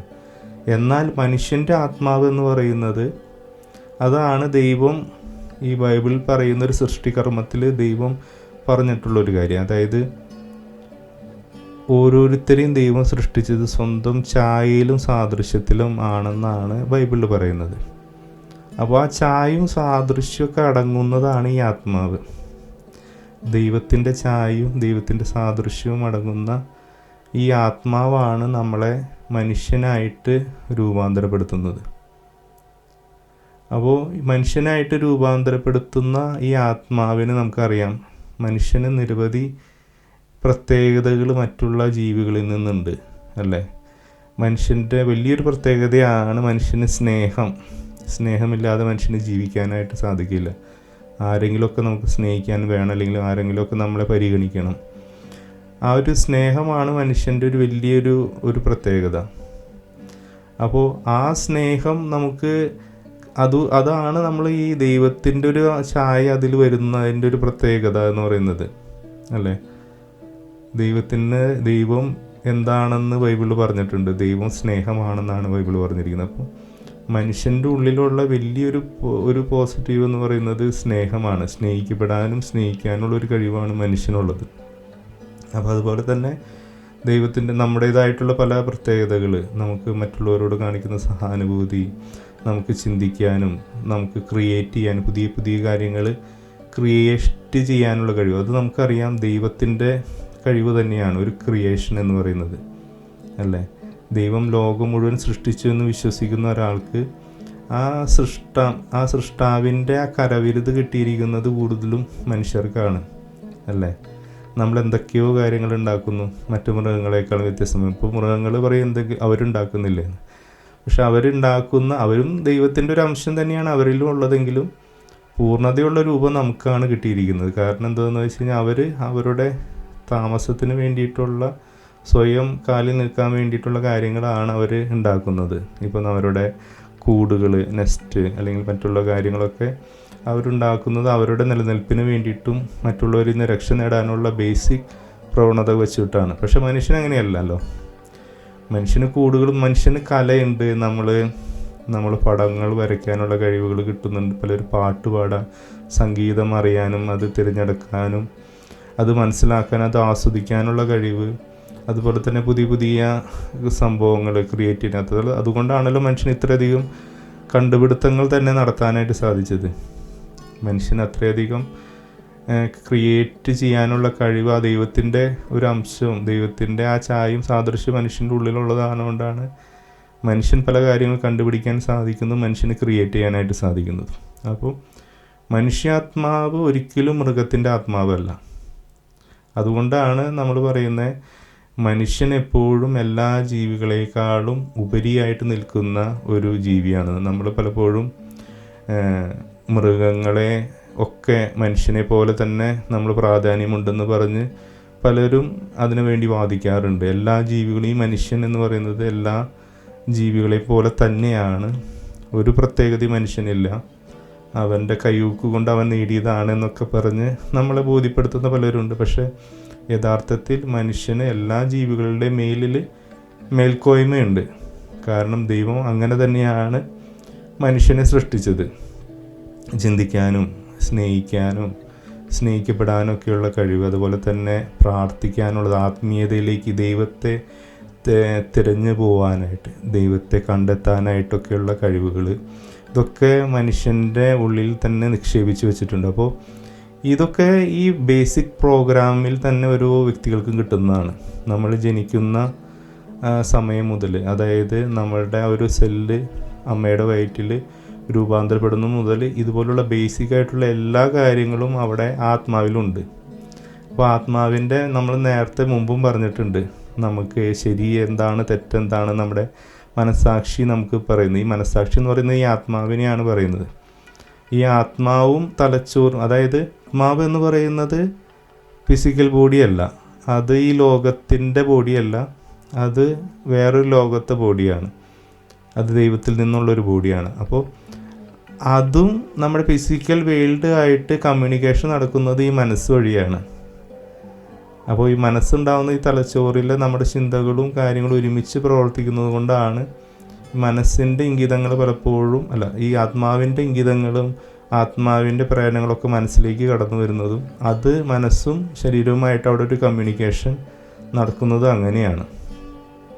അല്ലാതെ ഈ ശരീരത്തിൽ നിന്ന് വേർപെട്ട് പോയി കഴിഞ്ഞ് കഴിഞ്ഞാൽ ഈ ആത്മാവിനൊന്നും ചെയ്യാനായിട്ട് സാധിക്കില്ല. അപ്പോഴാണ് ഇപ്പം നമുക്ക് പല കാര്യങ്ങളെ പറ്റിയുള്ള ഒരു വ്യക്തത കിട്ടുന്നത്. ഇത് ക്ലിയർ ആയാൽ മാത്രമാണ് നമുക്ക് പല കാര്യങ്ങളും ഇപ്പോൾ പലരും പറയാണ്ട് ഭൂതം പ്രേതം എന്നിവയുണ്ടോ, ഒരു മനുഷ്യന് മരിച്ചു കഴിഞ്ഞ് കഴിഞ്ഞാൽ നമ്മളെ ഉപദ്രവിക്കാനായിട്ട് വരാനായിട്ട് സാധിക്കുമോ, നമ്മളെ വാണിംഗ് തരാനായിട്ട് സാധിക്കും എന്നൊക്കെ പലരും പറയാറുണ്ട്. പലരും പല അനുഭവങ്ങൾ കാണാറുണ്ട്. തന്നെ മരിച്ചുപോയ ആൾക്കാർ തങ്ങളുടെ മുന്നിൽ വന്നതായിട്ട് കാണാറുണ്ട്. പല കാര്യങ്ങളൊക്കെ കാണാറുണ്ട്. അപ്പോൾ അതിൻ്റെയൊക്കെ സത്യാവസ്ഥ എന്താണെന്ന് പലരും ചോദിക്കാറുണ്ട്. അപ്പോൾ അതിൻ്റെ വളരെ കൃത്യമായിട്ടുള്ളൊരു ഉത്തരം ഇതാണ്: ഈ ആത്മാവിന് ശരീരം കൂടിയേ തീരൂ അതിന് കമ്മ്യൂണിക്കേഷൻ നടക്കാനായിട്ട്. അപ്പോൾ അതിന് ഒരിക്കലും ആത്മാവ് എന്ന് പറയുന്നത് ശരീരമായിട്ട് ബന്ധമില്ലാത്തതാണ് അല്ലേ. ഭൂമിയിലെ ഒരു കാര്യമായിട്ട് ആത്മാവിന് വേറിട്ട് നിൽക്കുമ്പോൾ ഒന്നും ചെയ്യാനായിട്ട് സാധിക്കില്ല. അതിന് കമ്മ്യൂണിക്കേറ്റ് ചെയ്യാനായിട്ട് സാധിക്കില്ല. ഒന്നുമായിട്ടും കമ്മ്യൂണിക്കേറ്റ് ചെയ്യാനായിട്ട് സാധിക്കില്ല. എന്നാൽ ഒരു ശരീരത്തിൽ കടന്നു കഴിഞ്ഞാൽ മാത്രമാണ് അതിന് എന്തെങ്കിലും ഒരു കമ്മ്യൂണിക്കേഷൻ മനസ്സ് വഴിയായിട്ട് നമുക്ക് നൽകാനായിട്ട് സാധിക്കുള്ളൂ. അപ്പോൾ നമ്മുടെ ആത്മാവ് എന്ന് പറയുന്നതിൽ ഇപ്പോൾ നമ്മൾ ചിന്തിക്കും, നമ്മൾ കാണുന്നതും കേൾക്കുന്നതുമായിട്ടുള്ള കാര്യങ്ങൾ ഈ ആത്മാവിന് സ്റ്റോർ ചെയ്യാനായിട്ട് സാധിക്കും, ഇപ്പോൾ ഓർമ്മിച്ചെടുക്കാനായിട്ട് സാധിക്കും. അപ്പോൾ അതിൽ വരുന്ന എൻ്റെ ഒരു ചിന്തയാണ് ഇവിടെ പറയാനായിട്ട് ഉദ്ദേശിക്കുന്നത്. ഞാനൊരു പുസ്തകത്തിൽ നിന്നുള്ള റെഫറൻസും അല്ല, എൻ്റെ പഠനത്തിൽ നിന്നുള്ള എൻ്റെ ചിന്തയാണ്, എൻ്റെ വ്യക്തിപരമായ ഉത്തരവാദിത്തമാണ് എൻ്റെ വാക്കുകളുടെ. അപ്പോൾ ഞാൻ പറയാനായിട്ട് ഉദ്ദേശിക്കുന്നത്, ആത്മാവിനൊരിക്കലും നമ്മുടെ ആത്മാവിന് സ്വന്തമായിട്ട് നിലനിൽപ്പില്ല എന്ന് ഞാൻ പറഞ്ഞു. ഈ ആത്മാവ് ഈ ശരീരത്തിൽ നിന്ന് വേർപെട്ട് കഴിഞ്ഞാൽ എവിടെ നിന്നാണ് ഈ ആത്മാവ് വന്നത് അവിടേക്ക് തന്നെ അത് തിരിച്ചു പോകും. ഇവിടെ ആയിട്ടൊരു പിന്നെ ഇവിടെ ചുറ്റിക്കറങ്ങാനോ ഇവിടെ സ്വാധീനിക്കാനോ ഒന്നിനും അതിന് ഇത് കിട്ടില്ല. അതായത് നമ്മളൊരു ഒരു കോഡ്, ഇപ്പം നമുക്കറിയാം കമ്പ്യൂട്ടർ ഉപയോഗിക്കുന്നവർക്കായിരിക്കും ഇത് കൂടുതൽ മനസ്സിലാവുന്നത്. കമ്പ്യൂട്ടറിൽ ഓപ്പറേറ്റിംഗ് സിസ്റ്റം ഇൻസ്റ്റാൾ ചെയ്യാനായിട്ട് നമുക്ക് വേണമെങ്കിൽ ഹാർഡ് ഡിസ്കിൽ ഇൻസ്റ്റാൾ ചെയ്യാം, കമ്പ്യൂട്ടറിൻ്റെ ഉള്ളിൽ തന്നെ ഇൻസ്റ്റാൾ ചെയ്യാം. അല്ലെങ്കിൽ വേണമെങ്കിൽ USB-യിൽ നമുക്ക് ഓപ്പറേറ്റിംഗ് സിസ്റ്റം സേവ് ചെയ്തതിന് ശേഷം അതിൽ നിന്ന് കമ്പ്യൂട്ടറിനെ ബൂട്ട് ചെയ്യാനായിട്ട് സാധിക്കും. അപ്പോൾ ഈ USB എടുത്തു കഴിഞ്ഞ് കഴിഞ്ഞാൽ, അല്ലെങ്കിൽ CD ഡ്രൈവ് എടുത്തു കഴിഞ്ഞ് കഴിഞ്ഞാൽ അതിൽ ഓപ്പറേറ്റിംഗ് സിസ്റ്റവും അതിൽ നിന്ന് പോകും. അപ്പോൾ അതേ ഒരു കൺസെപ്റ്റാണ് നമ്മളുടെ ആത്മാവ് എന്ന് പറയുന്നത്. ഒരു USB ഡ്രൈവ് പോലെ എപ്പോഴാണോ നമ്മുടെ ശരീരത്തിൽ ഇൻസേർട്ട് ആവുന്നത് അപ്പോൾ അത് പ്രവർത്തിക്കും. വൺസ് ആ USB എടുത്തു കഴിഞ്ഞ് കഴിഞ്ഞാൽ ആത്മാവ് അതിൽ നിന്ന് വിട്ടുപോരും. പിന്നെ ആ ശരീരത്തിൽ നിന്നായിട്ടൊരു ബന്ധവും അതിനില്ല. പിന്നെ അതിന് സ്വയമേതയെ തിരിച്ചു കയറാനായിട്ട് സാധിക്കില്ല. ഇത് ഇൻസേർട്ട് ചെയ്യണമല്ലോ. ഇപ്പോൾ ഒരു USB ഡ്രൈവിൻ്റെ എങ്ങനെയൊക്കെയാണ് അതിന് സ്വാതന്ത്ര്യം? USB ഡ്രൈവിന് ഒരിക്കലും നടന്ന് എന്നൊരു കമ്പ്യൂട്ടറിൽ ചെയ്യാൻ അതിന് ആരെങ്കിലും എടുത്ത് കുത്തണം. അതേ സംഭവം തന്നെയാണ് ഈ ആത്മാവിന് സ്വയമേവ ഒന്നും ചെയ്യാനായിട്ട് സാധിക്കില്ല. ആത്മാവിനെ തിരിച്ച് അപ്പോൾ ഇൻസേർട്ട് ചെയ്യുന്നത് ഒരാളാണ്. നമുക്കറിയാം ദൈവമാണ് ഓരോരുത്തർക്കും ഒരാത്മാവിനെയും സൃഷ്ടിക്കുന്നത്, അല്ലെങ്കിൽ ഒരാത്മാവിനെ നിക്ഷേപിക്കുന്നത്. അപ്പോൾ അതുപോലെ തന്നെ ദൈവം ആത്മാവിനെ തിരിച്ചെടുക്കുമ്പോൾ ദൈവത്തിൻ്റെ കയ്യിലാണ് ആ USB ഇരിക്കുന്നത്, ആത്മാവ് ഇരിക്കുന്നത്. അപ്പോൾ പിന്നെ നമുക്കറിയാം ഈ ആത്മാവിന് പല കാര്യങ്ങളും ഓർമ്മിക്കാനുള്ള കഴിവുണ്ടാവുമെന്ന്. അപ്പോൾ അതെന്ന് പറയുന്നത്, ഇപ്പോൾ നമുക്കറിയാം ഒരു കമ്പ്യൂട്ടറിൽ തന്നെ നമുക്കൊരു കാർബൺ പേപ്പറിൽ എങ്ങനെയാണ്, ഒരു പേപ്പറിൽ നമ്മൾ എഴുതി കഴിഞ്ഞ് കഴിഞ്ഞാൽ ഒരു കാർബൺ പേപ്പർ നമ്മുടെ കയ്യിലുണ്ടെങ്കിൽ ആ കാർബൺ പേപ്പറിൽ അതിൻ്റെ ഒരു പാട് അതിലുണ്ടാവും, അവശേഷിക്കും അല്ലേ. നമ്മൾ എഴുതിയ എല്ലാ കാര്യങ്ങളുടെ ഒരു പാട് ഒരു പേപ്പറിൽ, അടിയിലിരിക്കുന്ന ഒരു പേപ്പറിലോ ഒരു കാർബൺ പേപ്പറിലോ അത് അവശേഷിപ്പിക്കുന്നത് പോലെ തന്നെ ഈ ആത്മാവിൽ നമ്മൾ ചെയ്തു വെച്ച പല കാര്യങ്ങളുടെയും ഒരു ബ്ലൂ പ്രിൻ്റ് അതിൽ പതിഞ്ഞ് കിടക്കുന്നുണ്ടാവും. ഓക്കെ, അപ്പോൾ അതൊരു ഫിസിക്കൽ മെമ്മറി പോലെയല്ല. മെമ്മറി ഇരിക്കുന്നത് എപ്പോഴും തലച്ചോറിലും അല്ലെങ്കിൽ ഭൂമിയിലുള്ള നമുക്ക് കാണാവുന്ന ഒരു മെമ്മറി എന്ന് പറയുന്നത് തലച്ചോറിലാണെങ്കിൽ, ഈ ആത്മാവിൽ ഇതൊരു പാട് പോലെ, നമ്മൾ പറഞ്ഞല്ലോ ഒരു കോഡ് പോലെ. ഇപ്പോൾ നമ്മൾ കമ്പ്യൂട്ടറിലൊക്കെ അല്ലെങ്കിൽ ഒരു പ്രോഗ്രാമിനൊക്കെ പല രീതിയിൽ നമ്മൾ അതിനെ മാറ്റം വരുത്തണം. അപ്പോൾ അത് പല രീതിയിലുള്ള കോഡ് ഭാഷയായിട്ട് നമുക്ക് പല രീതിയിലും അതിനെ സേവ് ചെയ്യാനായിട്ട് സാധിക്കും. അപ്പോൾ അതുപോലെ തന്നെ ഒരു കമ്പ്യൂട്ടറിൻ്റെ ഒരു കോഡ് ഭാഷ അല്ലെങ്കിൽ ഒരു ബ്ലൂ പ്രിൻ്റ് പോലെ നമ്മുടെ ആത്മാവിൽ നമ്മൾ ചെയ്ത പല കാര്യങ്ങളും അതിൽ രേഖപ്പെടുത്തി വെച്ചിട്ടുണ്ടാവുമേ എന്നുള്ളൂ. പക്ഷെ അതിന് സ്വന്തമായിട്ട് അതെടുത്ത് കാണിക്കാനൊന്നിനും നിർവാഹമില്ല എന്നുള്ള സംഭവം. അപ്പോൾ ഈ ആത്മാവ് തിരിച്ച് ദൈവത്തിൻ്റെ അടുത്തേക്ക് പോകുന്നു. അപ്പോൾ ദൈവത്തിൻ്റെ അടുത്ത് ആയിരിക്കും ഈ ആത്മാവ് എന്നുള്ള സംഭവം. പിന്നീട് ഈ ആത്മാവിന് തിരിച്ച് ഈ കാര്യങ്ങൾ, അതായത് ഒരു വ്യക്തി എന്ന പോലെ തന്നെ ആത്മാവിന് എല്ലാ കാര്യങ്ങളും ബോധ്യമാവണമെങ്കിൽ തിരിച്ച് ഒന്നല്ലെങ്കിൽ ദൈവത്തിൻ്റെ സഹായത്തോടെ മാത്രമാണ് അതിന് സാധിക്കുള്ളൂ. രണ്ടാമത് തിരിച്ച് ഈ ആത്മാവ് റിസറക്ഷൻ്റെ സമയത്ത് ശരീരമായിട്ട് എടുക്കുമ്പോൾ, പൂർണ്ണ ശരീരമായിട്ട് എടുക്കുമ്പോഴാണ് ഈ ആത്മാവ് തിരിച്ച് ഒരു റിസറക്റ്റഡ് ബോഡിയിലേക്ക് കിടക്കുമ്പോഴാണ് ഇതിനെല്ലാ കാര്യങ്ങളും വീണ്ടും ഓർമ്മയിൽ കൊണ്ടുവരാനായിട്ടും പല കാര്യങ്ങളൊക്കെ വെളിവാവാനായിട്ട് സാധിക്കുള്ളൂ എന്നുള്ളതാണ് എൻ്റെ ഒരു ചിന്ത. അപ്പോൾ ഇതാണ് ആത്മാവിൻ്റെ കേസ് കേട്ട്. അപ്പോൾ ഈ ആത്മാവിൻ്റെ കാര്യം നമ്മൾ പറഞ്ഞു. ഈ ആത്മാവിന് നമ്മൾ ഈ കാണുന്ന പോലെ തന്നെ ഒരാളെ സ്വാധീനിക്കാനോ ഒന്നിനും സാധ്യമല്ല. ഈ ആത്മാവ്, അതുകൊണ്ടാണ് ക്രൈസ്തവ വിശ്വാസത്തിൽ ഇങ്ങനെ പറയുന്നത്, ഒരു ആത്മാവ് ഭൂമിയിലായിരിക്കുമ്പോഴാണ് അതിനെന്തെങ്കിലുമൊക്കെ നന്മ നേടാനായിട്ട് സാധിക്കുള്ളൂ. നമ്മൾ പറഞ്ഞല്ലോ, ഇപ്പോൾ ഒരാളുടെ ഉള്ളിൽ ഒരു ആത്മാവുണ്ട്. ആത്മാവ് പ്രത്യേകിച്ച് മൃഗങ്ങൾക്ക് നന്മയും തിന്മയുണ്ടോ? അപ്പോൾ ഇവിടെയാണ് നമ്മൾ മനസ്സിലാക്കേണ്ട ഒരു വലിയൊരു പോയിന്റ് കിടക്കുന്നത്. എന്തുകൊണ്ടാണ് നമുക്ക് നന്മയും തിന്മയും ഉള്ളത്, എന്തുകൊണ്ടാണ് മൃഗങ്ങൾക്ക് നന്മയും തിന്മയും ഇല്ലാത്തത് എന്ന് പറഞ്ഞു കഴിഞ്ഞാൽ, മൃഗങ്ങൾ ഓൾറെഡി തന്നെ പ്രീ പ്രോഗ്രാംഡ് ആണ്. അവർക്ക് സ്വയമേവ ഒന്നും ചെയ്യാനായിട്ട് സാധിക്കില്ല. അവർക്ക് സ്വാതന്ത്ര്യമില്ല. നമ്മൾ കാണും സ്വാതന്ത്ര്യമുണ്ട്, അവർ എന്തൊക്കെ കാര്യങ്ങൾ ചെയ്തു. പക്ഷേ അതിന് അവരുടെ ഉള്ളിൽ കിടക്കുന്ന പ്രചോദനം അനുസരിച്ചാണ് അവർ പ്രവർത്തിക്കുന്നത്. അപ്പോൾ നമ്മൾ പലരും പറയും, ദൈവം എന്തുകൊണ്ട് ഈ കാര്യങ്ങളൊന്നും ഇടപെടണില്ല. അപ്പോൾ ഞാനത് മുമ്പും നമ്മുടെ ദൈവവും മനുഷ്യനും എന്നുള്ള ഒരു വീഡിയോയിൽ 1 മണിക്കൂർ എടുത്ത് ഞാൻ പറഞ്ഞിട്ടുണ്ട് ഇത്. പക്ഷെ അത് ബേസിക്കായിട്ടുള്ള എല്ലാവരുടെയും ചോദ്യമാണ്, ദൈവം എന്തുകൊണ്ട് നമ്മുടെ കാര്യങ്ങളിൽ ഇടപെടുന്നില്ല, അല്ലെങ്കിൽ ദൈവത്തിന് എന്തുകൊണ്ട് എല്ലാ കാര്യങ്ങളും നേരെ രേഖയിൽ ഈ ഭൂമിയിൽ വെച്ചുകൂടാം, എല്ലാവർക്കും സന്തോഷം മാത്രം വെച്ചുകൂടാ, എല്ലാവർക്കും പ്രശ്നങ്ങൾ മാത്രം എന്തുകൊണ്ട് തരുന്നു. അപ്പോൾ അവിടെ ഇതാണ് പ്രത്യേകത. കാരണം ദൈവം ഓരോ ആത്മാവിനും സ്വാതന്ത്ര്യം കൊടുത്തു വച്ചിരിക്കുകയാണ്. അതായത് സ്വയമേവ അവന് അവൻ്റെ ആത്മാവിനെ വരെ നശിപ്പിക്കാനുള്ള കഴിവ് അവന് തന്നെ കൊടുത്തിരിക്കുകയാണ്. അപ്പോൾ ഒരു വ്യക്തി ഒരു ചെറിയൊരു ബേസിക് പ്രോഗ്രാം അല്ലെങ്കിൽ ബേസിക് ആയിട്ടുള്ളൊരു നന്മയുള്ള ഒരു ആത്മാവായിട്ടാണ് ഒരു കുഞ്ഞിൻ്റെ ശരീരത്തിലുള്ളത്. അവൻ എപ്പോഴാണോ ബോധം ലഭിക്കുന്നത്, ഇപ്പോൾ 2-3 വയസ്സുള്ളപ്പോഴാണ് നമുക്കൊരു തലച്ചോറ് പ്രവർത്തിക്കുന്നതും നമ്മുടെ മനസ്സ് പ്രവർത്തനക്ഷമമാവുന്നതും സ്വയമായിട്ട് ചിന്തിക്കാൻ തുടങ്ങുന്ന ആ കാലഘട്ടത്തിലാണ്. അപ്പോൾ ആ കാലഘട്ടം വരെ ഈ കുട്ടിയുടെ ഉള്ളിൽ കിടക്കുന്ന ഈ ആത്മാവ് എന്ന് പറയുന്നത് അവന് ബേസിക്കായിട്ടുള്ള എല്ലാ ഒരു ദൈവം കൊടുത്തിരിക്കുന്ന ഒരു പ്യുവർ ഫോമിലായിരിക്കും. നമ്മൾ പറയില്ല, ഒരു ഫ്രഷ് ആയിട്ടുള്ള ഒരു പ്രോഗ്രാം ആയിരിക്കും അത്. നമുക്ക് ഇതിനെപ്പറ്റി പല എക്സാമ്പിളുകൾ നമുക്ക് കാണാനായിട്ട് സാധിക്കും. നമ്മുടെ ഫോണിൽ തന്നെ നമ്മൾ മേടിച്ചപ്പോൾ കിട്ടിയ ഓപ്പറേറ്റിംഗ് സിസ്റ്റം ഒരു 5 വർഷം കഴിഞ്ഞിട്ട് നമ്മളെടുത്ത് നോക്കി കഴിഞ്ഞ് കഴിഞ്ഞാൽ നിറയെ ബഗ്ഗുകളും നിറയെ വൈറസുകളും ചേർന്ന് ഈ ഓപ്പറേറ്റിംഗ് സിസ്റ്റം വർക്കാവാതെ നമ്മൾ ഫോണും ഹാങ് ചെയ്ത് അവസാനം ഫോൺ തന്നെ ഉപേക്ഷിക്കേണ്ട സ്ഥിതിയിലേക്ക് വരാറുണ്ട്. അപ്പോൾ അതേ പ്രിൻസിപ്പിളാണ് നമുക്ക് ഓരോരുത്തർക്കും കിട്ടുന്ന ഫാക്ടറി സെറ്റഡ് ആയിട്ടുള്ള പ്രോഗ്രാമും ആത്മാവും എന്നുള്ളത്. ഏറ്റവും നല്ല ആത്മാക്കളെയാണ് എല്ലാ മനുഷ്യർക്കും കിട്ടുന്നത്. അപ്പോൾ ജന്മനാൽ ആരും മോശക്കാരനാവുന്നില്ല, അല്ലെങ്കിൽ അവർക്കൊക്കെ കിട്ടുന്നത് നല്ല ആത്മാക്കളെ തന്നെയാണ് ഓരോരുത്തർക്കും കിട്ടുന്നത്. പിന്നെ അവൻ്റെ സ്വാതന്ത്ര്യം അനുസരിച്ചാണ് അവൻ്റെ ആത്മാവിനെ മാറ്റം വരുത്തുന്നത്. അതായത് ആത്മാവ് ഒരിക്കലും ദൂഷിക്കുന്നില്ല, പക്ഷേ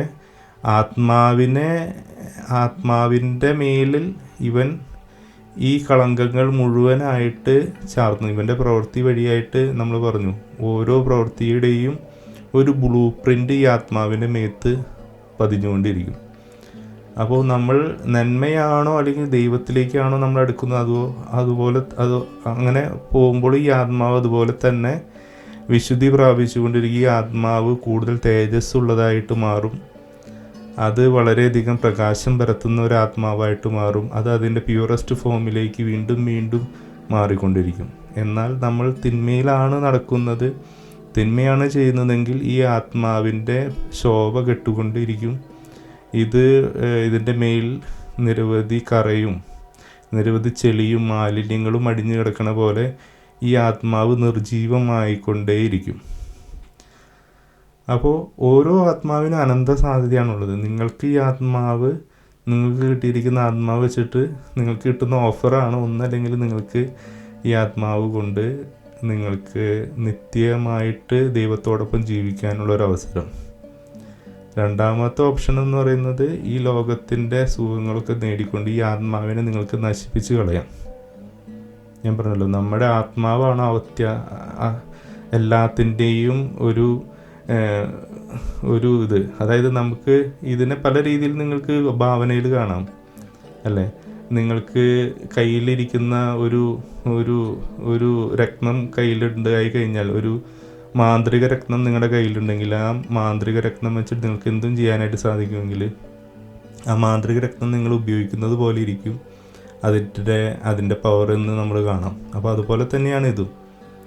ഈ ആത്മാവിനെ നിങ്ങളുടെ സ്വാതന്ത്ര്യത്തിനാണ് തന്നിരിക്കുന്നത്. നിങ്ങൾക്ക് അതിനെ എങ്ങനെ വേണമെങ്കിലും ഉപയോഗിക്കാം. ഓരോ മനുഷ്യർക്കും അത്രയധികം സ്വാതന്ത്ര്യമാണ് ദൈവം കൊടുത്തിരിക്കുന്നത്. അതുകൊണ്ടാണ് ദൈവം അവരുടെ സ്വാതന്ത്ര്യത്തിൽ, അവരുടെ കാര്യത്തിൽ ഇടപെടാതിരിക്കുന്നത്. അതുകൊണ്ടാണ്, കാരണം അവൻ്റെ സ്വാതന്ത്ര്യത്തെ ദൈവം മാനിക്കുന്നത്. അപ്പോൾ എന്തിനാ അങ്ങനെ സൃഷ്ടിച്ചെന്ന് ചോദിക്കും. അങ്ങനെയല്ലെങ്കിൽ നിങ്ങളൊരു മൃഗമായി മാറേണ്ടിയിരിക്കുന്നു.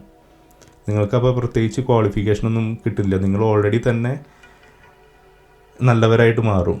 അതായത് ദൈവം തന്നെ നിങ്ങളെ കൺട്രോൾ ചെയ്ത് വെച്ചിരിക്കുകയാണെങ്കിൽ, തിന്മയിൽ പോവാതെ, തിന്മ ചെയ്യിക്കാതെ നിങ്ങളുടെ പ്രോഗ്രാമിൽ അങ്ങനെ ഒരു പ്രീ പ്രോഗ്രാമഡ് ആയിട്ടാണ് നമ്മൾ പറഞ്ഞത്. ഒരു റോബോട്ടിനെ ഉണ്ടാക്കിയെടുക്കുക എന്ന് പറയില്ലേ. ഒരു റോബോട്ടിനെ നമ്മൾ ഉണ്ടാക്കിയെടുക്കുമ്പോൾ അതിൽ പ്രീ പ്രോഗ്രാമഡ് ആണ്. അതിൽ നമ്മൾ കൊടുത്തിരിക്കുന്ന ഇൻസ്ട്രക്ഷൻ കഴിഞ്ഞ് അതൊന്നും ചെയ്യാനായിട്ട് അതിന് സാധിക്കില്ല. അങ്ങനെയുള്ളൊരു റോബോട്ട് എന്ത് ചെയ്താലും അതിൻ്റെ ഉത്തരവാദി ആരാ? ആ റോബോട്ട് ഉണ്ടാക്കിയ പ്രോഗ്രാം ചെയ്ത വ്യക്തിയാണ് ആ റോബോട്ട് ചെയ്ത എല്ലാ കാര്യങ്ങളുടെയും ഉത്തരവാദി. എന്നാൽ നിങ്ങളൊരു AI റോബോട്ടിനെ ഉണ്ടാക്കിയെന്ന് വിചാരിക്കും. യഥാർത്ഥ AI റോബോട്ട് സ്വന്തമായിട്ട് ചിന്തിക്കാനുള്ള സ്വാതന്ത്ര്യം കൊടുത്തുകൊണ്ട് ഒരു AI റോബോട്ട് ഉണ്ടാക്കി കഴിഞ്ഞാൽ ആ AI റോബോട്ട് സ്വയമായി ചിന്തിച്ചുകൊണ്ട് ഈ ഉണ്ടാക്കിയ ആളെ നശിപ്പിക്കണം, എല്ലാ മനുഷ്യരെയും നശിപ്പിക്കണം എന്ന് ആ റോബോട്ടിന് തോന്നി തുടങ്ങിക്കഴിഞ്ഞ് കഴിഞ്ഞാൽ അതിൻ്റെ ഉത്തരവാദി ആരായിരിക്കും? അതിൻ്റെ ഉത്തരവാദി ആ റോബോട്ട് തന്നെയായിരിക്കും. കാരണം അവൻ സ്വന്തമായി ചിന്തിച്ചെടുത്ത തീരുമാനമാണത്. അപ്പോൾ ആ കേസ് തന്നെയാണ് ഇവിടെയും. അപ്പോൾ ഈ ആത്മാവ് ഇവിടുത്തെ വാസത്തിന് ശേഷം നമുക്കറിയാം ഒരു നിശ്ചിത കാലത്തേക്ക് ഈ ആത്മാവിനും ഒരു സമയം നമ്മൾ വെച്ചിട്ടുണ്ട്. ഒരു ആത്മാവ് നമുക്കറിയാം, ഈ ആത്മാവിന് എന്തായാലും ശരീരം കൂടിയേ തീരും. അപ്പോൾ ഈ ശരീരത്തിൽ നിന്ന് വേർപെടാനുള്ള ചാൻസുകൾ എന്തൊക്കെയാണ്? ഒന്ന്, ഒരു ആക്സിഡൻറ്റ് സംഭവിച്ചുകൊണ്ട് നമ്മുടെ ശരീരം ആവാതിരിക്കുക. അതായത് ഇപ്പോൾ ഒരു കമ്പ്യൂട്ടർ പറയാം, നമ്മൾ കമ്പ്യൂട്ടറിൽ പ്രോഗ്രാമുണ്ട്, എനർജി ഉണ്ട്. കമ്പ്യൂട്ടർ ഒരു 20 വർഷത്തേക്കാണ് സൃഷ്ടിക്കപ്പെട്ടത്. പക്ഷേ പെട്ടെന്നൊരു ആക്സിഡൻറ്റ് വന്ന് കമ്പ്യൂട്ടറിൻ്റെ ഹാർഡ് ഡിസ്ക് മൊത്തമായിട്ട് പൊളിഞ്ഞു പോയി, അല്ലെങ്കിൽ പ്രോസസ്സർ കേടായിപ്പോയി. പിന്നെ ആ കമ്പ്യൂട്ടർ സ്വന്തമായിട്ട് പിന്നെ അത് റീപ്ലേസ് ചെയ്യണം അല്ലേ.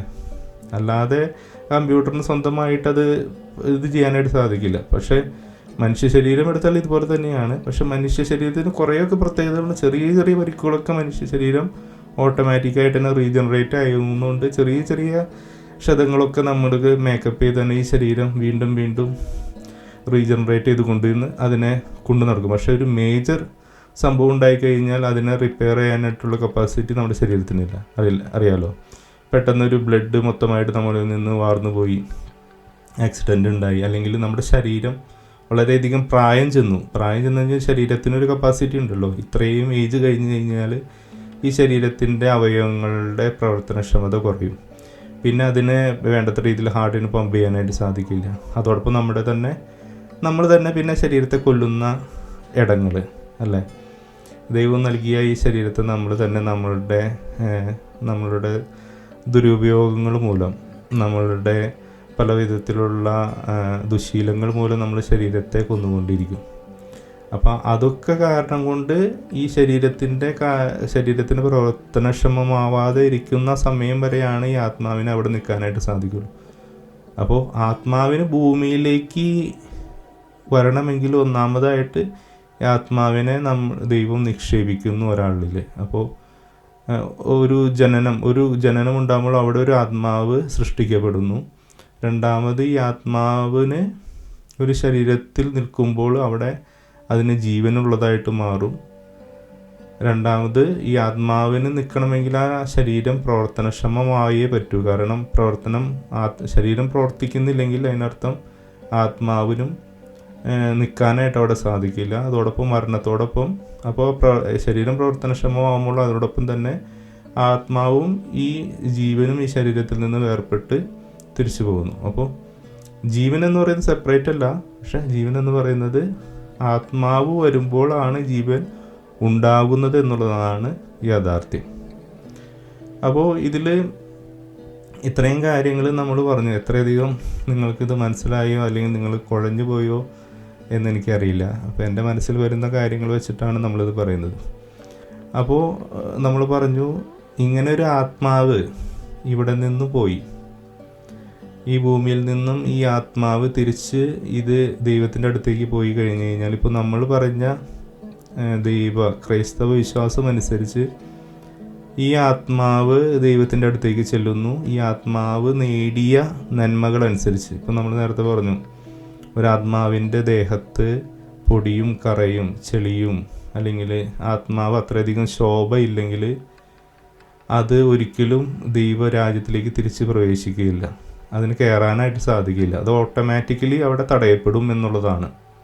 അപ്പോൾ നമുക്കറിയാമല്ലോ, നമ്മുടെ ഒരു കോഡ്, അതായത് നമ്മുടെ ഒരു പാസ്കോഡ് അതിനുണ്ടാവണം, എന്നാൽ മാത്രമേ അത് അതിൻ്റെ ഉള്ളിലേക്ക് കയറുള്ളൂ എന്ന് പറഞ്ഞ പോലെ തന്നെ നമ്മുടെ ശരീരത്തിൽ കറയും പൊടിയും ഉള്ളതാണെങ്കിൽ അത് കയറാനായിട്ട് സാധിക്കില്ല. അപ്പോൾ ഇതിൽ ദൈവം പറയുന്നത് രണ്ട് തരത്തിലാണ്. ഒന്ന്, കറയും പൊടിയും കുറച്ചൊക്കെ ഉണ്ട്, പക്ഷേ ഈ ആത്മാവ് എന്നാൽ കുറേ നന്മ പ്രവർത്തികൾ ചെയ്ത ആത്മാവാണ്, ദൈവത്തെ മനസ്സിലാക്കിയ വ്യക്തിയാണ്, ദൈവത്തെ വിളിച്ച വ്യക്തികളാണ്, മാനസാന്തരം പെട്ട വ്യക്തികളാണ്. ഇങ്ങനെയുള്ളതാണെങ്കിൽ ഈ വ്യക്തിയെ കുറച്ച്, അപ്പോൾ ദൈവത്തിന് ഇപ്പോൾ ഇവരെ നശിച്ചു പോകാനായിട്ട് താല്പര്യം, അപ്പോൾ ഇവരെ ശുദ്ധീകരണത്തിനായിട്ട് ഒരു ഇടത്തിലേക്ക് കൊണ്ടുപോകുന്നു, അവരെ ശുദ്ധി ചെയ്യപ്പെടുന്നു, അവരുടെ ഉള്ളിലുള്ള ദേഹത്തുള്ള എല്ലാ പൊടിയും എല്ലാ കറിയും കഴുകി നീക്കിക്കൊണ്ട് അവരെ പരിശുദ്ധരാക്കി മാറ്റിയിട്ട് സ്വർഗത്തിലേക്ക് കയറ്റാൻ വേണ്ടിയിട്ട് റിസർവ് ചെയ്ത് വയ്ക്കുന്ന ആത്മാക്കളാണ് ഈ ശുദ്ധീകരണ സ്ഥലത്തിൽ പെടുന്ന ആത്മാക്കളെന്ന് നമ്മൾ പറഞ്ഞു, നേരത്തെയും പറഞ്ഞു,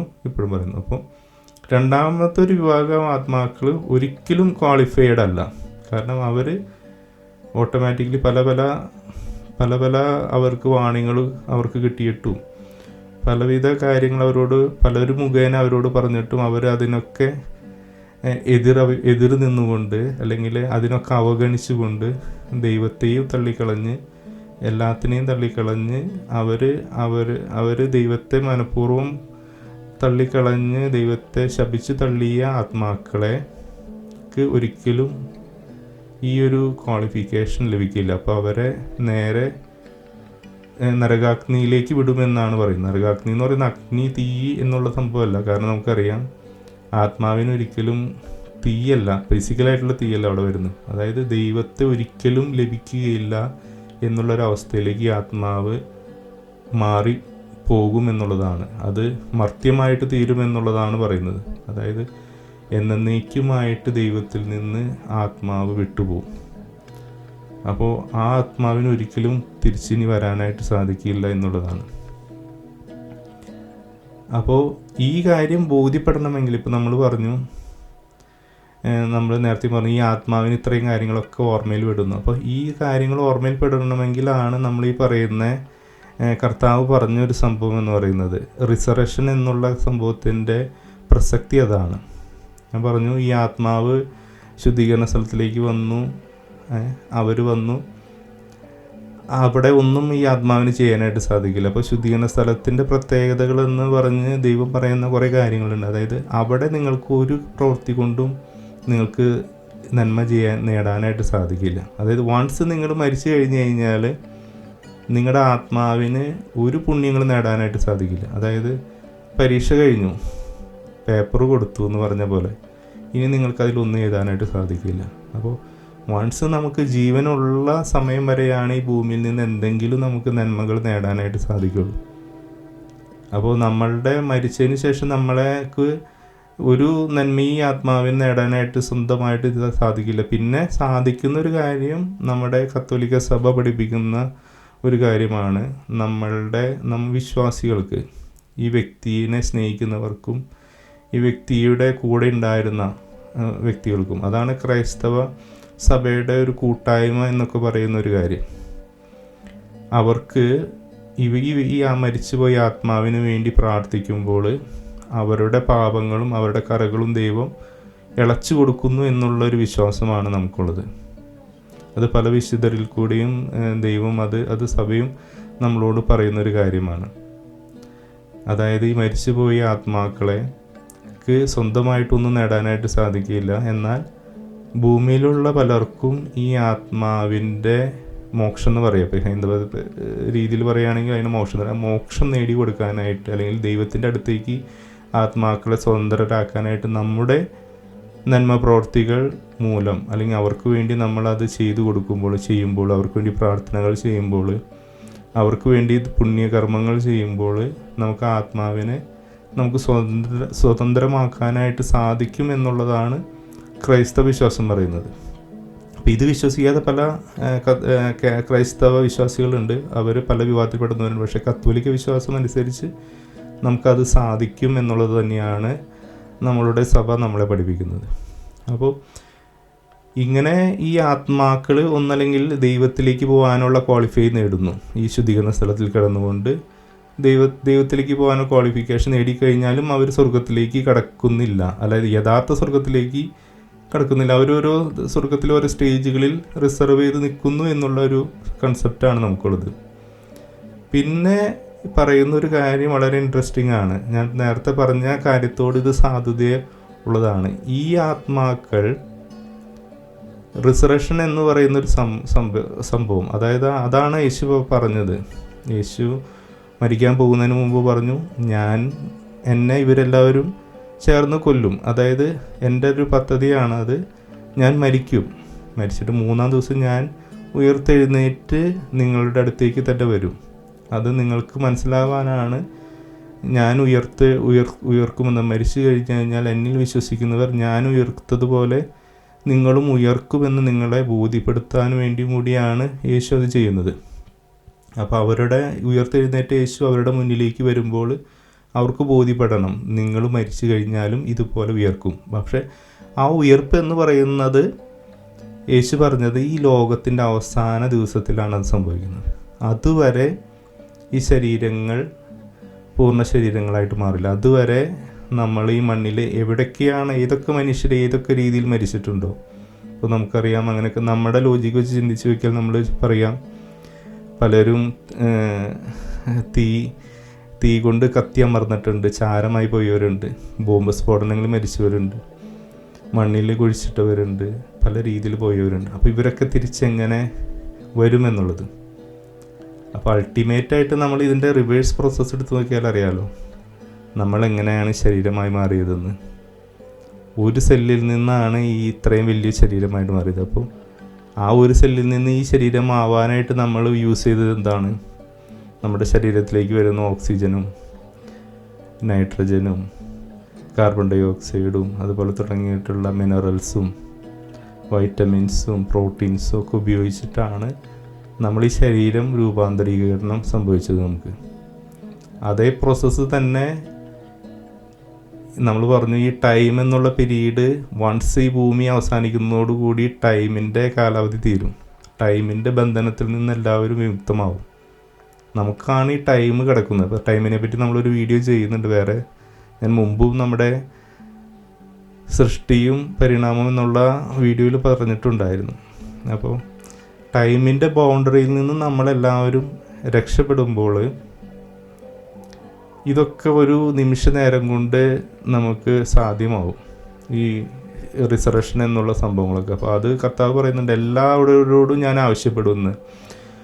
ഭൂമിയോട് ഞാൻ ആവശ്യപ്പെടും, പാതാളങ്ങളിലൊക്കെ ആവശ്യപ്പെടും തിരിച്ച് ഉയർത്തെഴുന്നേൽക്കാനായിട്ട്. അപ്പോൾ ആ സമയത്ത് എല്ലാ മനുഷ്യരും അവരവരുടെ പൂർണ്ണതയുള്ള ബോഡിയായിട്ട് ഈ ഭൂമിയിൽ നിന്ന് ഉയർത്തെഴുന്നേൽക്കും. ആ സമയത്ത് ഈ ആത്മാവും ശരീരവും പിന്നീട് യോജിക്കപ്പെടും.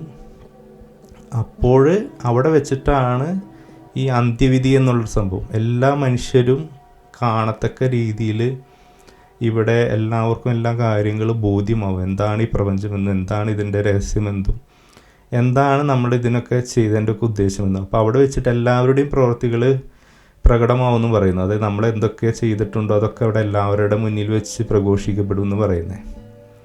നമ്മൾ ഈ പറഞ്ഞ പോലെ ഇതൊക്കെ പറയുമ്പോൾ പലരും ചിന്തിക്കും, മൈക്കിൽ വെച്ചുകൊണ്ട് ഇന്ന പേര് വിളിച്ചു, നീ ചെയ്ത പ്രവൃത്തി ഇന്ന ഇതാണെന്ന് പറയുന്നു.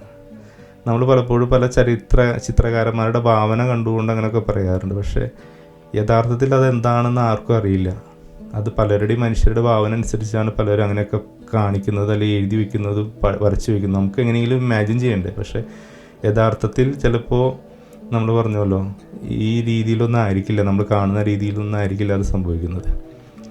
അപ്പോൾ ആ സമയത്ത് വെച്ചിട്ട് എല്ലാവർക്കും അത് ബോധ്യപ്പെടും. അപ്പോൾ ദൈവത്തെ തള്ളി പറഞ്ഞവർക്ക് എന്നേക്കുമായി അവരത് വളരെയധികം അവർക്കതിൻ്റെ വേദന അപ്പോഴാണ് അനുഭവപ്പെടണമെന്ന് പറയണേ. അതായത് അവർക്കിനി ഒരിക്കലും ദൈവത്തിൻ്റെ അടുത്തേക്ക് എത്താൻ പറ്റില്ല എന്ന് കാണുമ്പോൾ അവർ നിലവിളിച്ചുകൊണ്ട് അവർ മാറിപ്പോകും. അപ്പോൾ ഈ നിലവിളിച്ചുകൊണ്ടും ശപിച്ചുകൊണ്ടും അവർ മാറിപ്പോകുമെന്ന് പറയണേ. അതായത് ദൈവത്തിൻ്റെ അടുത്തേക്ക് ഇനി അവർക്ക് ഒരിക്കലും പോകാനായിട്ട് സാധിക്കില്ല എന്ന്.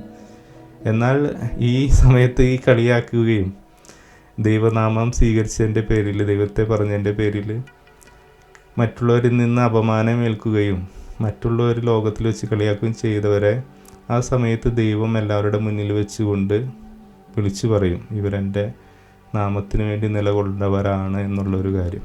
അപ്പോൾ ആ സമയത്ത് അവർ മറ്റുള്ളവരുടെ മുന്നിൽ അവർക്കും ബഹുമതിയായിരിക്കും. അതുപോലെ തന്നെ ആത്മാക്കളെല്ലാവരും ദൈവത്തോട് ചേർന്നു കൊണ്ടൊരു ജീവിതം അവിടെ സ്റ്റാർട്ട് ചെയ്യുമെന്നുള്ളതാണ്. അതായത് അവിടെയാണ് ശരിയായൊരു ജീവിതം സ്റ്റാർട്ട് ചെയ്യുക എന്നുള്ളതാണ് ക്രൈസ്തവ വിശ്വാസം പറയുന്നത്. അപ്പോൾ ഇതിൽ നിന്ന് നിങ്ങൾക്ക് എന്തൊക്കെ മനസ്സിലായി എന്ന് എനിക്കറിയില്ല. കാരണം ഞാൻ പറയുന്നതിൽ ഞാൻ വളരെ സ്ലോവിലാണ് പറയുന്നത്. രണ്ടാമത്, ഞാൻ പറയാനായിട്ട് എനിക്ക് അത്ര വലിയ കഴിവുകളൊന്നും ഇല്ലാത്ത ആളാണ്. അപ്പോൾ ഉള്ളിൽ നിന്നുള്ളൊരു പ്രേരണ കൊണ്ടാണ് ഇത്രയധികം സംസാരിക്കാനായിട്ട് എനിക്ക് സാധിക്കുന്നത് തന്നെ. അപ്പോൾ ഇത് കേൾക്കുന്ന നിങ്ങളെ ദൈവം തന്നെ ബോധ്യപ്പെടുത്തട്ടെ എന്നുള്ളതാണ് എനിക്ക് പറയാനുള്ളത്. കാരണം എൻ്റെ കഴിവുകൊണ്ട് എനിക്ക് ബോധ്യപ്പെടുത്താൻ കഴിയുമെന്ന് എനിക്കറിയില്ല. പക്ഷേ ഇത് കേൾക്കൊണ്ടിരിക്കുന്ന ആർക്കെങ്കിലും ഇത് ബോധ്യപ്പെടണമെങ്കിൽ ബോധ്യപ്പെടട്ടെ എന്ന് വിചാരിച്ചുകൊണ്ടാണ്. ഒരു കാര്യം കൂടി പറയാതെ നമ്മളുടെ ഈ ടോക്ക് പൂർണ്ണമാവില്ലെന്നാണ് എനിക്ക് തോന്നുന്നത്. അപ്പോൾ അവിടെ പറയാനായിട്ട് ഉദ്ദേശിക്കുന്ന ഒരു കാര്യം എന്ന് പറയുന്നത് ഈ പൈശാചിക ആത്മാവിനെ പറ്റിയും ദൈവാത്മാവിനെ പറ്റിയും. നമ്മൾ പൈശാചിക ആത്മാവിനെ പറ്റി കഴിഞ്ഞ വീഡിയോയിൽ പറഞ്ഞു, പിശാച് ബാധയെ പറ്റി പറഞ്ഞപ്പോൾ പറഞ്ഞു, പിശാചും ഈ ഒരു അരൂപിയിലാണ് ജീവിക്കുന്നത്. നമ്മുടെ ആത്മാവിനെ പോലെ തന്നെ അതുപോലെയുള്ളൊരു അരൂപിയിലാണ് അതും ജീവിക്കുന്നത്. അപ്പോൾ അതിനും മനുഷ്യരെ പലതരത്തിൽ സ്വാധീനിക്കാനും മറ്റു പലരുടെ ആത്മാക്കളെ സ്വാധീനിക്കാനൊക്കെയുള്ള കഴിവ് ഈ പൈശാചിക അരൂപിക്കുണ്ട്. അപ്പോൾ അതിൻ്റെ സ്ഥാനം എന്ന് പറയുന്നത് മനുഷ്യനേക്കാളും കുറച്ചും കൂടിയും ഹൈ ലെവലിലാണെന്ന് ഞാൻ പറഞ്ഞു. അപ്പോൾ അതുകൊണ്ട് പല മനുഷ്യൻ്റെ ശരീരങ്ങളെയൊക്കെ സ്വാധീനിക്കാനുള്ള കഴിവ് ഈ പൈശാചിക അരൂപിക്കുണ്ട്. അതുപോലെ തന്നെ ദൈവാരൂപിക്കും ഇതുപോലെ തന്നെ സാധിക്കും. ഒരു മനുഷ്യനെ സ്വാധീനിക്കാനും ആ മനുഷ്യൻ്റെ ആത്മാവിനെ കൂടുതൽ ശക്തിയുള്ളതാക്കി തീർക്കാനൊക്കെ ഈ ദൈവാരൂപിക്ക് സാധിക്കും. അപ്പോൾ അത് നമുക്ക് ഈ ബൈബിളിൽ നിരവധി സ്ഥലങ്ങളിൽ നമുക്ക് കാണാനായിട്ട് സാധിക്കും. ദൈവാത്മാവ് ഇറങ്ങി വരുന്നു, ദൈവാത്മാവ് വന്ന് ആവസിക്കുന്നു എന്നുള്ള കാര്യം. അപ്പോൾ ഓൾറെഡി നമ്മുടെ മനുഷ്യാത്മാവിൻ്റെ മുകളിൽ ദൈവത്തിൻ്റെ ഒരു എക്സ്ട്രാ ബൂസ്റ്റ് എന്ന് കൂടി പറയാം. അപ്പോൾ ദൈവാത്മാവ് വന്ന് ഒരാളെ മേലിൽ ആവസിച്ച് കഴിയുമ്പോൾ നമുക്ക് ആ മനുഷ്യന് കുറച്ചും കൂടിയും പല പ്രത്യേകതകളും കൂടി കൈവരുന്നു. അപ്പോൾ ദൈവാത്മാവിൻ്റെ പല ദാനങ്ങളെ പറ്റി പറയാറുണ്ട്. പലതരത്തിലുള്ള വരങ്ങൾ ഞാൻ മുമ്പും പറഞ്ഞിട്ടുണ്ട്. ഒരാൾ ദൈവത്തിൻ്റെ അരൂപിയിൽ സംസാരിക്കുമ്പോൾ ഉണ്ടാകുന്ന പ്രത്യേകതകൾ ഞാൻ പറഞ്ഞിട്ടുണ്ട്. അപ്പോൾ ആ ദൈവാത്മാവിൻ്റെ സ്വഭാവങ്ങൾ ആ വ്യക്തി പ്രകടമാക്കിക്കൊണ്ടിരിക്കും. അപ്പോൾ ആ വ്യക്തിയുടെ പ്രധാന ദൈവം പരിശുദ്ധാത്മാവ് കൊടുക്കുന്ന വരങ്ങളാണ് ഈ വിസ്ഡം എന്നുള്ള കാര്യം. വിസ്ഡം, അതുപോലെ തന്നെ രോഗശാന്തി വരം, ആത്മാക്കളെ വിവേചിച്ചറിയാനുള്ള വരം, പ്രവചിക്കാനുള്ള വരം, അങ്ങനെയുള്ള പല വരങ്ങളും അവർക്ക് ലഭിക്കും. അതുപോലെ തന്നെ ഈ ആത്മാവ് ഉണ്ടെങ്കിൽ ആ വ്യക്തിയുടെ ഉള്ളിൽ തന്നെ കാണുന്ന പല സ്വഭാവ സവിശേഷതകളായിരിക്കും. ആ വ്യക്തിക്ക് വളരെയധികം സന്തോഷമായിരിക്കും. അതുപോലെ തന്നെ വെറുപ്പൊന്നും ആ വ്യക്തിക്കുണ്ടായില്ല. സമാധാനം, ആനന്ദം, അതുപോലുള്ള കരുണ, ദയ, അതൊക്കെ ആ വ്യക്തിയുടെ ഉള്ളിലുണ്ടാവും. എല്ലാവരോടും സ്നേഹം ആയിരിക്കും ആ വ്യക്തികൾക്ക്. അവരുടെ ഉള്ളിൽ നിന്ന് വെറുപ്പ് പുറത്തു വരില്ല. അപ്പോൾ അങ്ങനെയുള്ള വ്യക്തികളാണ്, അതാണ് ഈ ദൈവാത്മാവ് ആവസിച്ചതിൻ്റെ ലക്ഷണങ്ങൾ ഒരു വ്യക്തിയിൽ. അപ്പോൾ ഇത് ദൈവം തന്നെ, യേശു തന്നെ ഓരോരുത്തർക്കും നൽകുന്നുണ്ട്. ഞാൻ പറഞ്ഞു, മനുഷ്യനെ കൊണ്ട് നമുക്ക് ഈ യാത്ര മുഴുമിപ്പിക്കാനായിട്ട് വളരെ ബുദ്ധിമുട്ടേറിയതാണ്. ഈ കാര്യങ്ങൾ ദൈവത്തിൽ വിശ്വസിക്കുക എന്ന് പറഞ്ഞു. അപ്പോൾ നിരവധി കാര്യങ്ങളുണ്ട്. യേശുവിൽ വിശ്വസിക്കുക എന്ന് പറയുന്നത് വളരെ എളുപ്പമുള്ള കാര്യമല്ല. നേരത്തെ പറഞ്ഞു, വളരെ ലോജിക്കൊക്കെ ഉള്ളവർക്ക്, വളരെയധികം പഠിച്ചവർക്ക്, ശാസ്ത്രമൊക്കെ വളരെയധികം പഠിച്ചവർക്ക് ഇതിലേക്ക് വരാനായിട്ട് വളരെയധികം ബുദ്ധിമുട്ടാണ്, ദൈവവിശ്വാസത്തിലേക്ക് വരാനായിട്ട്. അതുപോലെ തന്നെ പല കാര്യങ്ങളും നമ്മുടെ സ്വഭാവങ്ങളൊക്കെ ഇതിനെ എതിര് നിൽക്കുന്നതാണ്. അപ്പോൾ ദൈവം പറയുന്നത്, ദൈവത്തിൽ വിശ്വസിക്കാൻ നീ തയ്യാറായി കഴിഞ്ഞാൽ തന്നെ ദൈവത്തിൻ്റെ ശക്തി നമ്മളിൽ പ്രകടമായിക്കൊണ്ടിരിക്കും. ദൈവാത്മാവിൻ്റെ സഹായത്തോടു കൂടിയാണ് നമുക്ക് ദൈവത്തിൽ തന്നെ വിശ്വസിക്കാനുള്ള കഴിവ് ലഭിക്കുന്നത് എന്നുള്ളതാണ് പറയുന്നത്. അപ്പോൾ യേശു പറഞ്ഞത് അതാണ്, നിങ്ങളെ ഒറ്റയ്ക്ക് ഞാനിവിടെ വിട്ടിട്ട് പോരില്ല. അപ്പോൾ യേശു പോയപ്പോൾ യേശുവിൻ്റെ ആ സ്നേഹമാണ് നമ്മളിവിടെ കാണാനായിട്ട് സാധിക്കുന്നത്. ഞാൻ മുമ്പ് പറഞ്ഞിട്ടുണ്ട്, യേശു പോവാൻ നേരത്ത് പറഞ്ഞ കാര്യം, ഞാൻ മരിക്കും, ഞാൻ ഉയർത്തെഴുന്നേൽക്കും, നിങ്ങൾ പേടിക്കരുത്, ഞാൻ തിരിച്ച് ഉയർത്തെഴുന്നേറ്റ് വരും, നിങ്ങളതുപോലെ തന്നെ ഉയർത്തെഴുന്നേൽക്കും എന്നൊക്കെ പറഞ്ഞ് ബോധിപ്പിച്ചതിന് ശേഷം യേശു പറഞ്ഞു, ഇനി നിങ്ങളെ ഞാൻ ഒറ്റയ്ക്ക് ഇട്ടിട്ട് പോവില്ല. ഞാനിവിടുന്ന് പോകുന്നെങ്കിലും നിങ്ങൾ ഒറ്റയ്ക്ക് ഇട്ടിട്ട് പോവില്ല. നിങ്ങൾക്ക് ഞാൻ പരിശുദ്ധാത്മാവ് എന്ന ദൈവത്തിൻ്റെ ആത്മാവിനെ നിങ്ങൾക്ക് ഞാൻ നൽകും. അത് സ്വീകരിച്ച് കഴിഞ്ഞാൽ നിങ്ങൾ കൂടുതൽ ശക്തി പ്രാപിക്കും എന്ന് പറയും. അപ്പോൾ അതുവരെ ഈ ശിഷ്യന്മാരെല്ലാവരും വളരെ പേടിച്ചും വളരെ പതുങ്ങിയും, അവർക്ക് ഒരു കാര്യം യേശുവിനെ പറ്റി പറയാനായിട്ട് പോലും മറ്റുള്ളവരുടെ മുന്നിൽ പേടിയായിരുന്നു. കാരണം മറ്റുള്ളവരെന്ത് കരുതും, മറ്റുള്ളവർ തങ്ങളെ ഉപദ്രവിക്കും. കാരണം തൻ്റെ ഗുരുവിനെ അവർ കൊന്നുകളഞ്ഞു. അപ്പോൾ അത് തന്നെയാണ് തങ്ങൾക്ക് ലഭിക്കാൻ പോകുന്നത്. തങ്ങൾ ഇത് പറഞ്ഞുകൊണ്ട് നടക്കാനുള്ള ധൈര്യം പോലും ഇല്ലാതിരിക്കുന്ന സമയത്ത്, അവരൊരുമിച്ച് കൂടി പ്രാർത്ഥിക്കുന്ന സമയത്താണ് ഈ പന്തകൊസ്ത എന്നുള്ള ദിവസം, സഭയുടെ ആരംഭം എന്ന് പറയുന്ന ആ ദിവസം വരുന്നത്. അപ്പോൾ അവർ ഒരുമിച്ചിരുന്ന്, മാതാവുമൊത്ത് ഒരുമിച്ചിരുന്ന് പ്രാർത്ഥിച്ചിരുന്ന ആ ഒരു ഭവനത്തിലേക്ക് പരിശുദ്ധാത്മാവ് കടന്നു വരാണ്. ഓരോരുത്തരിലും വന്ന് ആവസിക്കുകയും ഓരോരുത്തരും ശക്തി പ്രാപിച്ചുകൊണ്ട് പരിശുദ്ധാത്മാവിൻ്റെ വരങ്ങളോടുകൂടി പുറത്തേക്ക് കിടക്കുകയാണ്. അപ്പോൾ അന്നേ ദിവസം കാണുന്നത്, ഓരോരുത്തരും ഭ്രാന്ത് പിടിച്ച പോലെ മുറിയിൽ നിന്ന് പുറത്തിറങ്ങിയിട്ട് തെരുവുകളിൽ ചെന്ന് ഉറക്കെ വിളിച്ച് പറയാണ്, യേശു മാത്രമാണ് രക്ഷകൻ, യേശുവിൽ വിശ്വസിക്കുക എന്ന് പറഞ്ഞുകൊണ്ട് ഇവർ ഭ്രാന്ത് പിടിച്ചവരെ പോലെ ചുറ്റും നടന്നുകൊണ്ട് സംസാരിക്കാൻ തുടങ്ങി. അപ്പോൾ അത് ആത്മാവിലുള്ള സംസാരം കേട്ടിട്ട് വരെ എല്ലാവരും യേശുവിൽ വിശ്വസിക്കാനായിട്ട് തുടങ്ങി എന്നുള്ളതാണ്. പിന്നെ ഇവരിൽ പോകുന്ന വഴിയിലൊക്കെ അത്ഭുതങ്ങൾ നടക്കുന്നു. ഈ ആത്മാവ് ഇവരുടെ ഉള്ളിലുണ്ടെങ്കിൽ അറിയാലോ, പറഞ്ഞു, ദൈവത്തിൻ്റെ ഒരു അംശം നമ്മുടെ കൂടെ ഉണ്ടെങ്കിൽ എന്തും നമുക്ക് അവിടെ സാധ്യമാണ്. അപ്പോൾ ഈ ആത്മാവ് നടക്കുന്ന വഴികളിലൊക്കെ അത്ഭുതങ്ങൾ കാണാനായിട്ട് തുടങ്ങി, അങ്ങനെ സംഭവിക്കാനായിട്ട് തുടങ്ങി. അപ്പോൾ ഈ ആത്മാവിനെ നമ്മൾ സ്വീകരിച്ചാലാണ്, അപ്പോൾ ദൈവം പറയുന്നതാണ്, നിങ്ങൾക്ക് ഞാൻ സൗജന്യമായിട്ടാണ് തരുന്നത് ഈ ആത്മാവിനെ. അതിൻ്റെ ആകെയുള്ള ഒരു ആവശ്യം എന്ന് പറയുന്നത്, നിങ്ങൾ എന്നിൽ വിശ്വസിക്കണം, നിങ്ങൾ എന്നെ വിശ്വസിക്കാൻ തയ്യാറാവണം, എന്നെ സ്നേഹിക്കാൻ തയ്യാറാവണം. ആ തയ്യാറെടുപ്പാണ്. ഒരാൾ യെസ് പറയുന്ന നമ്മുടെ ആ സ്വാതന്ത്ര്യം ഉപയോഗിച്ച് നമ്മൾ ഒന്ന് യെസ് പറഞ്ഞാൽ മതി, പിന്നെ ദൈവമായിരിക്കും നമ്മളിൽ പ്രവർത്തിക്കുന്നത്. അപ്പോൾ അതുകൊണ്ട് നമുക്ക് ഒന്നിനും ഒരു ക്രെഡിറ്റും എടുക്കാനായിട്ട് സാധിക്കില്ല. കാരണം നമ്മുടെ കഴിവ് കൊണ്ട് നമ്മൾ പിടിച്ചിരിക്കുന്നതല്ലല്ലോ, കാരണം ദൈവമാണ് നമ്മളെ ദൈവത്തിലേക്ക് തന്നെ അടുപ്പിക്കുന്നത്. അപ്പോൾ ആ ദൈവം പിന്നെ എല്ലാ കാര്യങ്ങളെയും നടത്തിക്കൊള്ളും. അപ്പോൾ ദൈവാത്മാവ് എന്നുള്ള കാര്യമുണ്ട്, പൈശാചികാത്മാവുണ്ട്, മനുഷ്യാത്മാവുണ്ട്, മൃഗങ്ങളുടെ ആത്മാവുണ്ട്. അപ്പോൾ ആത്മാക്കൾ പല വിഭാഗമാണ്, പലതരത്തിലാണ്. പലതിൻ്റെയും ശക്തിയും അതിൻ്റെ പൂർണ്ണതയും അതിൻ്റെ തേജസ്സൊക്കെ വ്യത്യാസപ്പെട്ടിരിക്കും എന്നുള്ള കാര്യമാണ് നമ്മളിവിടെ മനസ്സിലാക്കേണ്ടത്. അപ്പോൾ ഞാൻ ഈ പറഞ്ഞതിൻ്റെ റിഫറൻസ് എന്ന് പറയുന്നത് കത്തോലിക്ക വിശ്വാസത്തിൽ നിന്നും, മതബോധന ഗ്രന്ഥത്തിൽ നിന്നും, ബൈബിളിൽ നിന്നും, അതുപോലെ തന്നെ ഞാൻ റെഫർ ചെയ്യുന്ന പല മതത്തിൻ്റെ ബുക്കുകളിൽ നിന്നും, പിന്നെ എൻ്റെ ബോധ്യങ്ങളിൽ നിന്നും ഒക്കെയാണ്. അപ്പോൾ ഇതിൽ എത്രമാത്രം പല തെറ്റുകൾ സംഭവിച്ചിട്ടുണ്ടായിരിക്കാം, പല തെറ്റുകൾ ഞാൻ പറഞ്ഞു. ഈ ഒരു സംഭവം എന്നുള്ളത് ഇങ്ങനെ ആവാം എന്നുള്ളതാണ്. എൻ്റെ അനുഭവങ്ങൾ വെച്ചിട്ടും എൻ്റെ അറിവുകൾ വെച്ചിട്ടും ഇതുപോലെ ആയിരിക്കാം, ഞാൻ അറിഞ്ഞിട്ടുള്ള കാര്യങ്ങൾ വെച്ച് ഇതുപോലെ ആവാനുള്ളൊരു ഓപ്ഷനാണ് പറഞ്ഞത്. ചിലപ്പോൾ ഇതുപോലെ തന്നെ ആയിരിക്കണമെന്നില്ല, പല രീതിയിൽ മാറ്റം വരാനായിട്ട് സാധിക്കും. അറിയില്ല, എനിക്കും അറിയില്ല. അപ്പോൾ അങ്ങനൊരു സംഭവമാണ് നമ്മൾ പറയാനായിട്ട് ആഗ്രഹിച്ചത്. അപ്പോൾ നിങ്ങൾക്ക് ഇതിൽ നിന്ന് ഇതൊക്കെ ക്ലിയർ ആയെന്ന് കരുതുന്നു. ഒന്ന്, ഞാൻ പറഞ്ഞു ആത്മാവാണ് ശരീരം ജീവൻ നൽകുന്നത്. അപ്പോൾ ആത്മാവ് ഏതൊരു വ്യക്തി, ഭൂമിയിലുള്ള എല്ലാ ജീവനുള്ള വ്യക്തി സംഭവങ്ങൾക്കും ആത്മാവുണ്ട്. പക്ഷേ ആത്മാവും മനുഷ്യാത്മാവും തമ്മിൽ വളരെ വ്യത്യസ്തമുള്ളതാണ്. ആത്മാക്കൾ ഈ ഭൂമിയിലുള്ള ജീവിതത്തിന് വേണ്ടി മാത്രമുള്ളതാണ്, സസ്യങ്ങൾക്കുള്ളതും മൃഗങ്ങൾക്കുള്ളതും മറ്റുള്ള കാര്യം. അതുകൊണ്ടാണ് ഈ അവരെയൊക്കെ കൊന്ന് ഭക്ഷിക്കുമ്പോഴൊന്നും അത് പാപകരമല്ലാതെയായി മാറുന്നത്.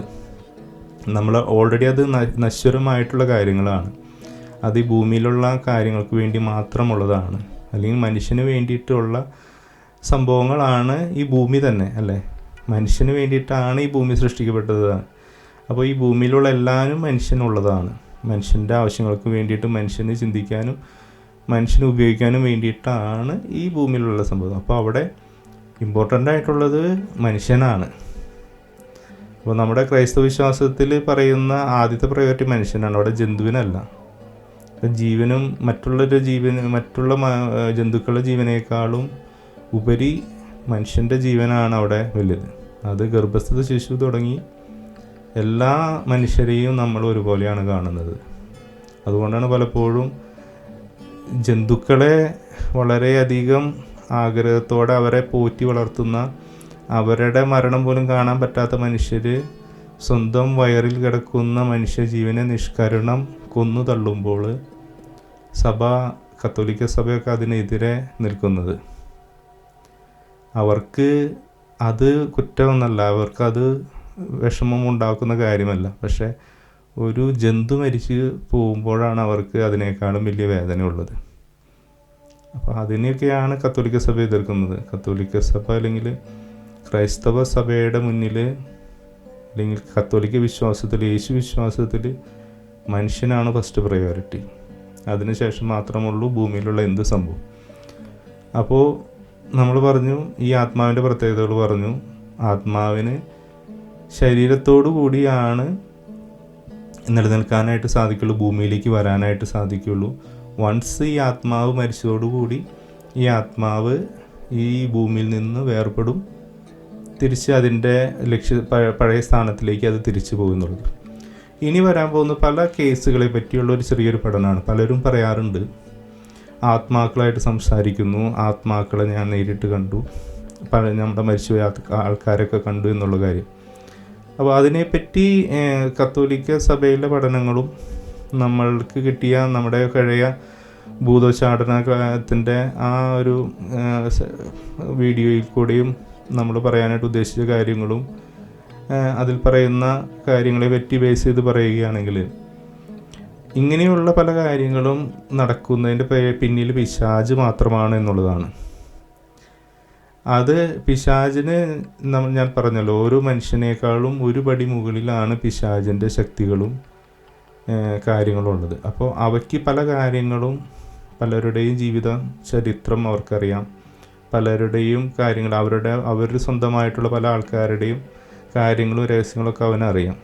അപ്പോൾ അവൻ ആരിലൊക്കെ ആവസിക്കുന്നു അവരിൽ കൂടെ പല കാര്യങ്ങളൊക്കെ പുറത്തു വരും. അപ്പോൾ അതൊരിക്കലും ആത്മാവല്ല വരുന്നത്, മറിച്ച് പിശാചാണ് ഈ കാര്യങ്ങൾ പല രീതിയിലും പലരിൽ കൂടെ പ്രവർത്തിക്കുന്നത് എന്നുള്ളതാണ് നമ്മുടെ വിശ്വാസം. ഇനി രണ്ടാമതൊരു കാര്യം, പല വിശുദ്ധരായിട്ടുള്ള പല ആൾക്കാർ നമ്മുടെ സഭയിൽ തന്നെയുണ്ട്. അതായത് മരിച്ചു പോയവർ, കളങ്കമില്ലാതെ മരിച്ചവർ, അല്ലെങ്കിൽ സ്വർഗത്തിലാണ് അല്ലെങ്കിൽ ദൈവത്തിൻ്റെ അടുത്തേക്ക് എത്താനായിട്ട് ക്വാളിഫൈ ചെയ്തവരെന്ന് സഭ കാണുന്ന കുറച്ച് പേരാണ് വിശുദ്ധരെന്ന് പറഞ്ഞ് സഭ കാറ്റഗറി ചെയ്തിട്ടുള്ള കുറച്ച് പേര്. അവരുടെ ജീവചരിത്രത്തിൽ എടുത്തു നോക്കിക്കഴിഞ്ഞാൽ പലപ്പോഴും മരിച്ചുപോയ പല ആൾക്കാരും ഈ ശുദ്ധീകരണ സ്ഥലത്ത് കിടക്കുന്ന പലരും വന്ന് ഈ ആത്മാവിന് ഈ വ്യക്തികളോട് പലപ്പോഴും പ്രാർത്ഥന സഹായം ആവശ്യപ്പെടാറുണ്ടെന്ന് നമുക്ക് അതിനുള്ള പല കഥകളും പല അനുഭവങ്ങളും അവരുടെ ജീവചരിത്രത്തിൽ നിന്ന് കേൾക്കാറുണ്ട്. അപ്പോൾ അതെന്തെങ്ങനെയാണ് സംഭവിക്കുന്നതെന്ന് പറഞ്ഞു കഴിഞ്ഞാൽ, ഒരു ഓപ്ഷൻ എന്നുള്ളത് ഒന്നല്ലെങ്കിൽ അവരെ പറ്റിയുള്ള ഒരു കാര്യം അവിടെ നിന്നുള്ളൊരു ദൂതം വഴി ഇവിടെ വന്ന് പറയുന്നതായിരിക്കും, അല്ലെങ്കിൽ ദൈവം തന്നെ പലപ്പോഴും അനുവാദം കൊടുക്കാനായിട്ട് സാധിക്കും. ദൈവത്തിന് എന്താ അസാധ്യമായിട്ടുള്ളത്? അപ്പോൾ ദൈവത്തിൻ്റെ പ്രത്യേക പെർമിഷൻ ഇല്ലാതെ ഒരിക്കലും ഒരാൾ അവിടെ നിന്ന് ഇവിടേക്ക് വരാനായിട്ട് സാധിക്കില്ല. അപ്പോൾ നാളെ നിങ്ങളെ പേടിപ്പിക്കാനായിട്ട് ഏത് രീതിയിൽ മരിച്ചുപോയ ആളായാലും അവർക്ക് വന്ന് ഇവിടെ ചെയ്യാനായിട്ട് സാധിക്കില്ല. അങ്ങനെ വരുന്നുണ്ടെങ്കിൽ അവരുടെ ശക്തി എന്ന് പറയുന്നത് ദൈവത്തിൻ്റെ ശക്തിയോടെ തുല്യമാണെന്നുള്ളതാണ് അതിൻ്റെ. പക്ഷെ അങ്ങനെ ഒരിക്കലും സംഭവിക്കില്ല. നമ്മുടെ വിശ്വാസം മതി. നമ്മൾ കത്തോലിക്ക സഭ അങ്ങനെ വിശ്വസിക്കുന്നില്ല, പലരും പല രീതിയിൽ വിശ്വസിക്കുന്ന ആൾക്കാരാണ്. പക്ഷെ നമുക്കങ്ങനെ വേറൊരു ആത്മാവ് വന്ന് ഇവിടെ ഒരു കാര്യങ്ങൾ ചെയ്യാനായിട്ട് സാധിക്കില്ല. എന്തെങ്കിലും ഇവിടെ അങ്ങനത്തെ കാര്യങ്ങൾ ചെയ്യുന്നുണ്ടെങ്കിൽ അതിൻ്റെ പിറകിൽ പിശാചാണ് എന്നുള്ളതാണ് നമ്മൾ സഭ പഠിപ്പിക്കുന്ന ഒരു കാര്യം. അപ്പോൾ അത് ക്ലിയറായെന്ന് കരുതുന്നു. അപ്പോൾ നമ്മൾ പറഞ്ഞില്ല, പലരും പറയാറുണ്ട് പല ജന്മങ്ങളിലെ ചരിത്രങ്ങൾ പല കുട്ടികളും പറയുന്നു.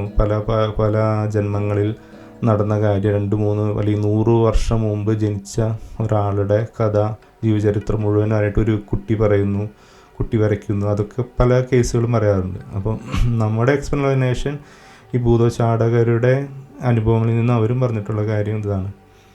അത് പിശാച് തന്നെ അവനറിയാത്തതായിട്ട് ഒന്നുമില്ല. അവനും ഈ ഭൂമിയിലാണ് നടക്കുന്നത്. അവനെല്ലാ മനുഷ്യരുടെ ചരിത്രവും അറിയാം, പ്രത്യേകിച്ച് തിന്മ ചെയ്തവരുടെ എല്ലാ കാര്യങ്ങളും അവനറിയാം. അപ്പോൾ അത് അവൻ്റെ കയ്യിലുള്ളതാണുകൊണ്ട് അവനത് എന്തു വേണമെങ്കിലും അവന് പറഞ്ഞ് നടക്കാവുന്നതേ ഉള്ളൂ, മറ്റുള്ളവരെ കൂടെ പ്രവർത്തിക്കാവുന്നുള്ളൂ. അപ്പോൾ ആത്മാവിനെ പറ്റി ക്ലിയറായി എന്ന് കരുതുന്നു. അപ്പോൾ ജന്തുക്കൾക്കും ആത്മാവുണ്ട്, പക്ഷേ അത് മനുഷ്യരുടെ ആത്മാവിനേക്കാളും വ്യത്യസ്തമാണ്. വളരെ ചെറിയ ഒരു ലെവലിലുള്ള ഒരു ആത്മാവാണ് അവരുടെ ആത്മാവ്. അതുപോലെ മനുഷ്യരുടെ ആത്മാവാണ് ദൈവത്തിൻ്റെ ഛായയിൽ സാദൃശ്യത്തിൽ സൃഷ്ടിക്കപ്പെട്ട ആത്മാവ് എന്ന് പറയുന്നത്.